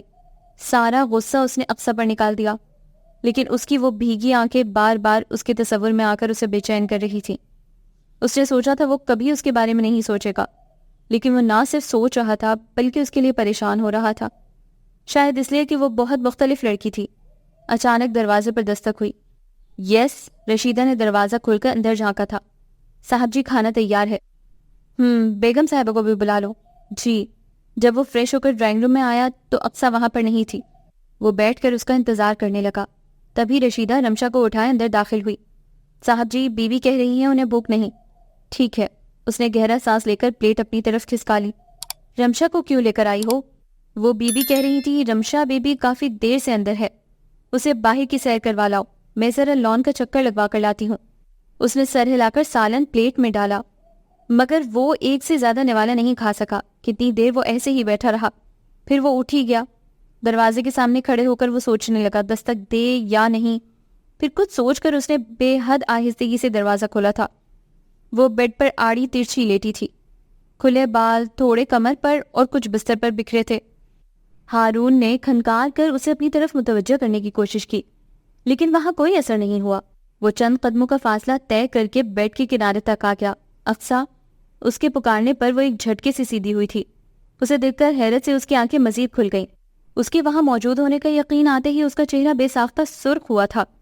اس نے کنکھیوں سے اپنے ارد گرد کا جائزہ لے کر دوپٹے کی تلاش کی جو یقیناً واش روم میں رہ گیا تھا۔ آپ کھانا نہیں کھا رہی؟ ہارون کے پوچھنے پر وہ کھڑی ہو گئی اور بالکل غیر ارادی طور پر اس نے اپنے بالوں کو سینے پر گرایا تھا۔ اس کی اس حرکت پر ہارون کے چہرے پر آنے والی مسکراہٹ بڑی بے ساختہ تھی۔ مجھے بھوک نہیں۔ وہی تو پوچھ رہا ہوں، کیوں؟ رشیدہ بتا رہی تھی آپ نے دوپہر کو بھی کھانا ٹھیک سے نہیں کھایا۔ اسے ہارون کے سامنے یوں کھڑے رہنا بہت مشکل لگ رہا تھا. وہ بے چینی سے اپنی انگلیاں چٹکھانے لگی. اگر آپ میری شام والی بات سے ناراض ہیں تو آئی ایم سوری، میں واقعی روڈ ہو گیا تھا، لیکن اس کا مطلب یہ نہیں آپ میرا غصہ خود پر نکالیں. اگر آپ کو غصہ مجھ پر ہے تو مجھ پر نکالیں. اقصیٰ نے بے ساختہ اس کی طرف دیکھا جو بڑی تفصیل سے اس کا جائزہ لے رہا تھا. آپ چلیں، میں آتی ہوں، کہنے کے ساتھ وہ جھپاک سے واش روم میں داخل ہوئی تھی. ہارون کی مسکراہٹ مزید گہری ہوئی تھی. آج اسے لگا تھا کتنے عرصے بعد وہ دل سے مسکرایا ہے. رمشا کو سینے پر لٹائے اس کی پشت پر تھپتھپاتے ہوئے وہ پرسوچ انداز میں چھت کو دیکھ رہی تھی. اس نے سوچا تھا کہ وہ کبھی محبت نہیں کرے گی، لیکن اسے لگ رہا تھا اسے محبت ہو گئی ہے ہارون سے. یا اللہ، یہ ہم لڑکیوں کا دل اتنا نرم کیوں ہوتا ہے؟ ذرا سے التفات پر سب کچھ بھول جاتی ہیں. حالانکہ وہ جانتی تھی جس سے اسے محبت ہوئی ہے وہ اس سے محبت نہیں کرتا، لیکن دل پر کس کا زور چلتا ہے؟ ثنا نے ٹھیک کہا تھا، وہ جیسا نظر آتا ہے ویسا ہے نہیں. بظاہر لاپرواہ سخت نظر آتا ہے، لیکن اس کا دل کتنا حساس ہے. کل اپنے لیے اس نے ہارون کی آنکھوں میں جو پریشانی دیکھی تھی، اس نے اسے اندر تک شانت کر دیا تھا. کتنا اچھا لگتا ہے جب آپ کی کوئی اتنی پرواہ کرے، آپ کے بغیر کھانا نہ کھا سکے. کہیں ہارون کو بھی مجھ سے محبت تو نہیں ہو گئی؟ اس خیال نے ہی اس کے چہرے پر مسکراہٹ سجا دی تھی. اس نے کتنی دفعہ اسے خود کو دیکھتے پایا تھا. اس کے دیکھنے پر بعض دفعہ تو وہ نظر چرا لیتا اور بعض دفعہ دیکھتا رہتا، یہاں تک کہ اسے نظریں جھکانا پڑتی. پر اسے آنکھوں کی یہ آنکھ مچولی اچھی لگتی تھی. اگر ان میں میاں بیوی والی بے تکلفی نہیں تھی تو پہلے دن والی اجنبیت بھی نہیں تھی. وہ لوگ اب ایک دوسرے سے بات کر لیتے تھے، لیکن رمشا کے معاملے میں وہ شاید ابھی بھی بہت محتاط تھا. اس نے اکثر اسے خود پر نظر رکھتے دیکھا تھا جب وہ اور رمشا اکیلے ہوتے، لیکن اس کا دل تو صاف تھا. اگرچہ وہ ہارون کے حوالے سے اس گھر میں آئی تھی، لیکن ہارون سے پہلے اس نے رمشا کو دل سے قبول کیا تھا. دلوں کے بھید تو اللہ جانتا ہے. اس کی نیت صاف تھی، اس لیے اسے یقین تھا اللہ تعالیٰ کی مدد بھی شامل ہے. افسر چمچہ اس کے منہ کے پاس لے کر جاتی تو وہ ہاتھ مار کر اسے گرانے کی کوشش کرتی تو وہ فوراً پیچھے کر لیتی اور رمشا کھلکھلا کر ہنس پڑتی. وہ کھا کم اور کھیل زیادہ رہی تھی. افسر نے باؤل اٹھا کر سائڈ پر رکھ دیا اور رمشا کو صوفے سے اٹھا کر گود میں بٹھا لیا. شیطانی، ماما سے شیطانی. وہ اسے گدگدانے لگی تو وہ اور کھلکھلا کر ہنسنے لگی. اس کے ساتھ ہی وہ بھی ہنس رہی تھی، اور وہ جو آفس کے لیے تیار ہو کر نکل رہا تھا ہنسی کی آواز سن کر وہیں رک گیا. اس نے اندر جھانک کر دیکھا سامنے کا منظر کتنا خوبصورت اور بھرپور تھا. وہ بے اختیار مسکرایا. Good morning. ہارون کی آواز پر اس نے چونک کر سامنے دیکھا. گڈ مارننگ جواب دے کر وہ رمشا کو گود میں اٹھا کر کھڑی ہو گئی. اس نے قریب آ کر رمشا کو اس کے ہاتھوں سے لے لیا. مائی لٹل اینجل، پاپا آفس جا رہے ہیں، پاپا کو بائے نہیں بولنا. وہ اس کا منہ چوم رہا تھا. رمشا نے رونا شروع کر دیا. وہ اقصیٰ کی طرف بازو پھیلا کر اسے گود میں اٹھانے کو کہہ رہی تھی. ہارون نے حیرت سے رمشا کو دیکھ کر اقصیٰ کو دیکھا. کچھ تو جادو ہے تم میں، وہ ہلکے سے گنگنایا. اقصیٰ نے نہ سمجھنے والے انداز میں اسے دیکھا. ناشتہ لگ گیا ہے. ٹائم نہیں ابھی. ہارون نے گھڑی دیکھ کر کہا آج آفس میں بہت ضروری میٹنگ ہے، ہو سکتا ہے مجھے دیر ہو جائے. رمشا کا خیال رکھنا، اگر کوئی بات ہو تو مجھے فون کر دینا. وہ اسے تاکید کر رہا تھا اور وہ جانتی تھی کہ وہ رمشا کی فکر میں ہے. وہ مڑا تو وہ بے ساختہ اسے پکار اٹھی. سنیے. اور 3 ماہ میں پہلی بار ایسا ہوا تھا کہ اس نے خود سے اسے مخاطب کیا تھا، تو اس کا حیران ہونا لازمی امر تھا. وہ بنا کچھ کہے اسے دیکھنے لگا. میں جانتی ہوں آپ رمشا کے حوالے سے ایزی فیل نہیں کرتے، لیکن اتنے دنوں میں آپ کو میرے بارے میں کچھ تو اندازہ ہو گیا ہوگا. آپ شاید مجھے رمشا کی ماں نہیں سمجھتے، لیکن میں رمشا کو اپنی بیٹی مانتی ہوں. آپ رمشا کے لیے حمیرہ پر جو ایک غیر عورت ہے اعتبار کر سکتے ہیں، تو کیا میں اس قدر بے اعتبار ہوں کہ آپ کو بار بار یاد کروانا پڑتا ہے کہ میں رمشا کا خیال رکھوں؟ اسے کتنے دنوں کا غصہ تھا جو آج اس نے ظاہر کر دیا تھا.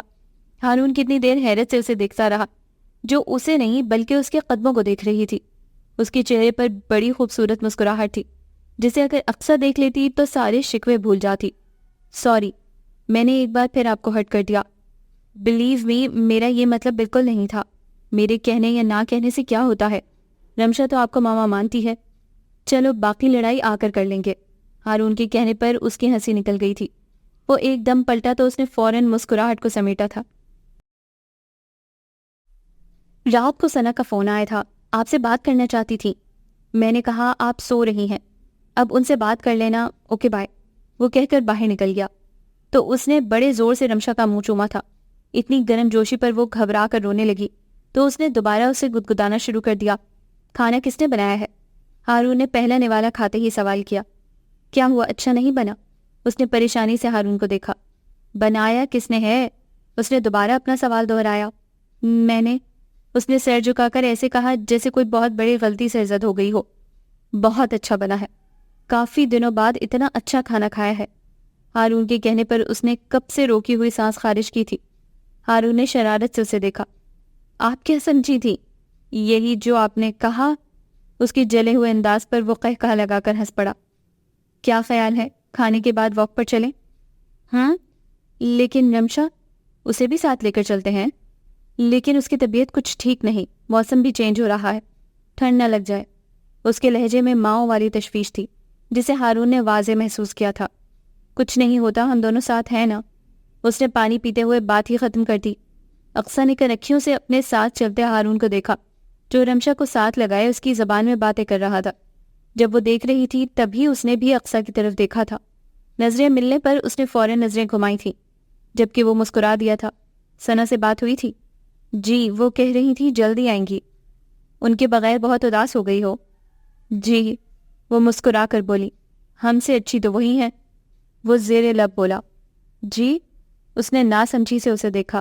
وہ کچھ نہیں کہہ کر خاموش ہو گیا اور پھر کافی دیر تک ان کے درمیان خاموشی چھائی رہی۔ رمشا جو تھوڑا سا شور کر رہی تھی وہ بھی سو گئی تھی۔ تھوڑا سا شور تب جاگتا جب کوئی کار گزرتی، اسے یوں بولتی خاموشی سے الجھن ہو رہی تھی۔ آپ کی میٹنگ کیسی رہی؟ اچھی رہی، تمہاری وجہ سے۔ میری وجہ سے؟ اس نے حیرت سے انگلی اپنے سینے پر رکھی۔ ارے بابا، تم نے ڈانٹ کے مجھے بھیجا تھا، اس لیے میں نے دل لگا کر کام کیا۔ رمشا کے بارے میں بالکل نہیں سوچا کیونکہ اس کی ماما اس کے پاس تھیں۔ بس رمشا کی ماما کے بارے میں سوچتا رہا۔ ہاؤ کیوٹ شی از۔ اس کے کہنے پر اس کا چہرہ ایک دم لال ہو گیا۔ بالکل اچانک ہارون نے اس کا ہاتھ تھاما اور ایک کرنٹ سا تھا جو اس کے پورے جسم میں دوڑ گیا تھا۔ تبھی رمشا زور سے کھانسی اور وہ دونوں جو ایک دوسرے میں گم ہونے لگے تھے ایک دم چونکے۔ رمشا کے رونے سے وہ دونوں گھبرا گئے تھے۔ گھر آنے تک وہ دوبارہ سو گئی تھی۔ رمشا کو ڈاکٹر کے پاس لے جائیں، اقصیٰ نے ہارون سے کہا جو رمشا کو ہی دیکھ رہا تھا۔ اقصیٰ کے کہنے پر اس نے گھڑی کی طرف دیکھا جہاں رات کا 1:30 بج رہا تھا۔ اس نے جھک کر رمشا کا ماتھا چوما۔ ابھی تو ٹھیک ہے، لیکن کچھ دیر پہلے پتہ نہیں کیا ہوا تھا، وہ پریشانی سے بولا۔ وہ کیا کہتی؟ وہ تو خود اس کی اچانک خراب ہونے والی طبیعت سے پریشان تھی۔ آپ سو جائیں، صبح آپ کو آفس بھی جانا ہے۔ میں رمشا کے پاس ہوں۔ اس کی سرخ آنکھیں دیکھ کر اسے کہنا پڑا، میں ٹھیک ہوں اور رمشا بھی مجھے ٹھیک لگ رہی ہے۔ تم بھی سو جاؤ، بلکہ ایسا کرو رمشا کو لے کر میرے پاس آ جاؤ۔ کوئی اور وقت ہوتا تو وہ ان جملوں کے کئی مطلب نکالتی، لیکن اس وقت وہ بے حد پریشان تھی۔ نہیں، رات کو وہ کئی دفعہ اٹھتی ہے، آپ ڈسٹرب ہوں گے، آپ جائیں، میں ہوں رمشا کے پاس۔ ٹھیک ہے، لیکن تم سو جاؤ۔ وہ کہہ کر چلا گیا تو وہ کتنی دیر تک اسے دیکھتی رہی۔ کچھ ہی عرصے میں وہ اسے کتنی عزیز ہو گئی تھی، اسے لگتا تھا جیسے اسے اسی نے جنم دیا ہو۔ اس نے رمشا کی پیشانی چوم کر اسے اپنے ساتھ لگا لیا۔ رات کا جانے کون سا پہر تھا جب کسی عجیب سے احساس کے تحت اس کی آنکھ کھلی تھی۔ اس کا ہاتھ بے ساختہ رمشا کی طرف بڑھا۔ اس نے جلدی سے سائڈ ٹیبل کی لائٹ آن کی۔ اس کے منہ سے چیخ نکلتے نکلتے رہ گئی۔ رمشا کا جسم کانپ رہا تھا جبکہ ہونٹ نیلے پڑ رہے تھے۔ اس نے رمشا کے ماتھے اور جسم کو چھوا تو بالکل ٹھنڈا پڑ گیا تھا۔ اسے بالکل سمجھ میں نہیں آ رہا تھا وہ کیا کرے۔ وہ ننگے پاؤں باہر کی طرف بھاگی تھی۔ اس نے دستک دیے بنا دھڑ سے دروازہ کھولا تھا۔ وہ جو بے خبر سو رہا تھا جھٹکے سے اٹھا۔ اندھیرے میں بھی اس نے اقصیٰ کو پہچان لیا تھا۔ ہارون، وہ رمشا، پتہ نہیں اسے کیا ہوا ہے، اور اس کی طرح وہ بھی ننگے پاؤں بھاگا۔ رمشا کی حالت دیکھ کر وہ بھی گھبرا گیا تھا۔ میں گاڑی نکالتا ہوں، تم رمشا کو لے کر آؤ۔ جتنی دیر میں اس نے گاڑی نکالی وہ گیٹ لاک کر کے رمشا کو لے آئی تھی۔ صبح کے 5 بج رہے تھے۔ سڑک پر ٹریفک برائے نام تھا۔ سارا راستہ وہ قرآنی آیتیں پڑھ کر رمشا پر پھونکتی رہی تھی۔ شکر تھا ڈاکٹر ڈیوٹی پر موجود تھا۔ رمشا کو دیکھتے ہی انہوں نے ICU میں شفٹ کر دیا اسے۔ ڈاکٹرز کے بقول اسے نمونیا کا سیریس اٹیک ہوا تھا۔ وہ آنکھیں بند کیے بس اللہ سے اس کی زندگی مانگ رہی تھی۔ اسے ارد گرد کا کوئی ہوش نہیں تھا۔ ہارون کتنی بار اس کے پاس آیا لیکن ہر بار اسے اللہ کے حضور دعا گو پایا۔ وہ اس کی سچی ممتا کا قائل ہو گیا تھا۔ اقصیٰ، ہارون نے اس کا کندھا ہلایا تو اس نے بڑی مشکل سے اپنی سوئی ہوئی آنکھیں کھولیں۔ رمشا، اس نے ڈرتے ڈرتے رمشا کا پوچھا۔ وہ اب بہتر ہے، اور اس نے بے اختیار اللہ کا شکر ادا کیا تھا۔ ہارون اس کے قریب بیٹھ گیا اور اس کا ہاتھ اپنے دونوں ہاتھ میں تھام لیا۔ تم تھوڑی دیر کے لیے گھر چلی جاؤ، ہم رات سے ادھر ہیں۔ اب دوپہر کے 3 بج رہے ہیں. کتنے گھنٹے گزر گئے ہیں. میں نے ثنا کو فون کر دیا ہے. وہ راستے میں ہے. کچھ دیر میں پہنچ جائیں گی. ڈرائیور باہر ہے, تم گھر چلی جاؤ. نہیں, مجھے گھر میں سکون نہیں آئے گا. ضد مت کرو اقصیٰ. 12 گھنٹے ہو گئے ہیں تمہیں یہاں. نہ تم نے کچھ کھایا ہے اور نہ تم سوئی ہو. رمشا ٹھیک ہے اب, مگر تم بیمار ہو جاؤ گی اور میں تم دونوں کے بغیر نہیں رہ سکتا. اقصیٰ نے نظریں اٹھا کر اسے دیکھا جس کی آنکھوں میں نمی تیر رہی تھی. اظہار محبت سنا بھی تو کب. اس کی آنکھوں سے بڑی تیزی سے آنسو نکلے تھے جنہیں ہارون نے بڑے پیار سے سمیٹ کر اس کے ماتھے کو چوما تھا. وہ بے اختیار ہو کر اس کے سینے سے لگی تھی اور اب کی بار ہارون نے اسے اپنے حصار میں لے لیا تھا. تمہاری بیٹی تو بہت بے وفا ہے. میں کچھ دنوں کے لیے دور کیا گئی, پھپھو کو ہی بھول گئی. ماں کو چھوڑنے کو تیار ہی نہیں. ثنا نے اس کے قریب بیٹھتے ہی شکوہ کیا تو وہ مسکرا دیا. کھانا کھایا اقصیٰ نے؟ تھوڑا سا کھایا ہے. کہہ رہی ہے بھوک نہیں ہے. آپ نے زبردستی کھلانا تھا. اس نے کل بھی ٹھیک طرح سے نہیں کھایا. ثنا نے بغور ہارون کو دیکھا. میں سمجھی صرف رمشا بدلی ہے. یہاں تو موصوف بھی بدلے بدلے نظر آتے ہیں. کیا مطلب؟ ہارون نے ابرو اچکا کر انہیں دیکھا. مطلب یہ کہ آپ کی باتوں میں ہی نہیں بلکہ آنکھوں میں بھی پیار نظر آتا ہے. تو کیا نہیں ہونا چاہیے؟ ہونا چاہیے, کیوں نہیں ہونا چاہیے, لیکن یہ اچانک کیسے؟ ہارون نے گہرا سانس لیا. یہ اچانک نہیں ہوا, بس سمجھنے میں دیر لگی. تم نے اقصیٰ کو اپنی فیلنگز بتائی ہیں یا ابھی بھی خود تک محدود ہیں؟ نہیں, میری ہمت نہیں ہو رہی. وہ خود ہی سمجھ جائے گی. بڑی بے بسی سے کہنے کے بعد اس نے لاپرواہی سے آخری جملہ کہہ دیا تھا. یہ ٹھیک کہا. تمہارے عمل سے اسے پتہ تو چل جائے گا کہ تم اسے پسند کرتے ہو, لیکن اظہار بہت ضروری ہے. تم نہیں جانتے اپنے شوہر کے منہ سے اپنے لیے محبت کا اظہار عورت کے لیے کیا اہمیت رکھتا ہے. تم اقصیٰ کے لیے جو سوچتے ہو اسے ضرور بتاؤ. یقین جانو, تم اگر اسے محبت دو گے تو وہ اس سے زیادہ تمہیں محبت دے گی. ثنا کے کہنے پر وہ خاموش رہا تھا, لیکن اس کا چہرہ بتا رہا تھا کہ وہ اس کی باتوں سے اتفاق کرتا ہے. وہ کب سے سارم اور رمشا پر نظر رکھے ہوئے تھی. رمشا واکر میں تھی اور سارم جھولا دینے کی کوشش کر رہا تھا اور اسے ڈر لگا تھا کہیں وہ گر نہ جائے. سارم بیٹا آرام سے, بہن گر جائے گی. اقصیٰ. جی امی, تم خوش ہو؟ وہ جو باہر دیکھ رہی تھی چونک کر ان کی طرف متوجہ ہوئی. ایسے کیوں پوچھا آپ نے امی؟ اپنے دل کی تسلی کے لیے. اقصیٰ نے بے اختیار ان کا ہاتھ تھاما تھا. ایک اعتراف کرنا ہے امی, آپ سے شاید دوبارہ کبھی نہ کہہ سکوں. جب آپ نے ہارون کے ساتھ میری شادی طے کی تھی میں بالکل خوش نہیں تھی. آپ جانتی ہیں کیوں. لیکن آپ کی رضا کو اللہ کی رضا جان کر میں نے ہارون سے شادی کی. اور یقین جانی امی, میں اتنی خوش ہوں کہ اگر میں خضر سے شادی کرتی تو کبھی اتنی خوش نہ رہتی. جو ایک ملال تھا وہ ہارون کو پا کر ختم ہو چکا ہے. اور جانتی ہیں یہ سکون اور اطمینان میری زندگی میں کیوں ہے؟ کیونکہ میں نے آپ کا کہنا مانا تھا. وہ ہنسی تو روبینہ بیگم نے بے ساختہ اس کا ماتھا چوما تھا.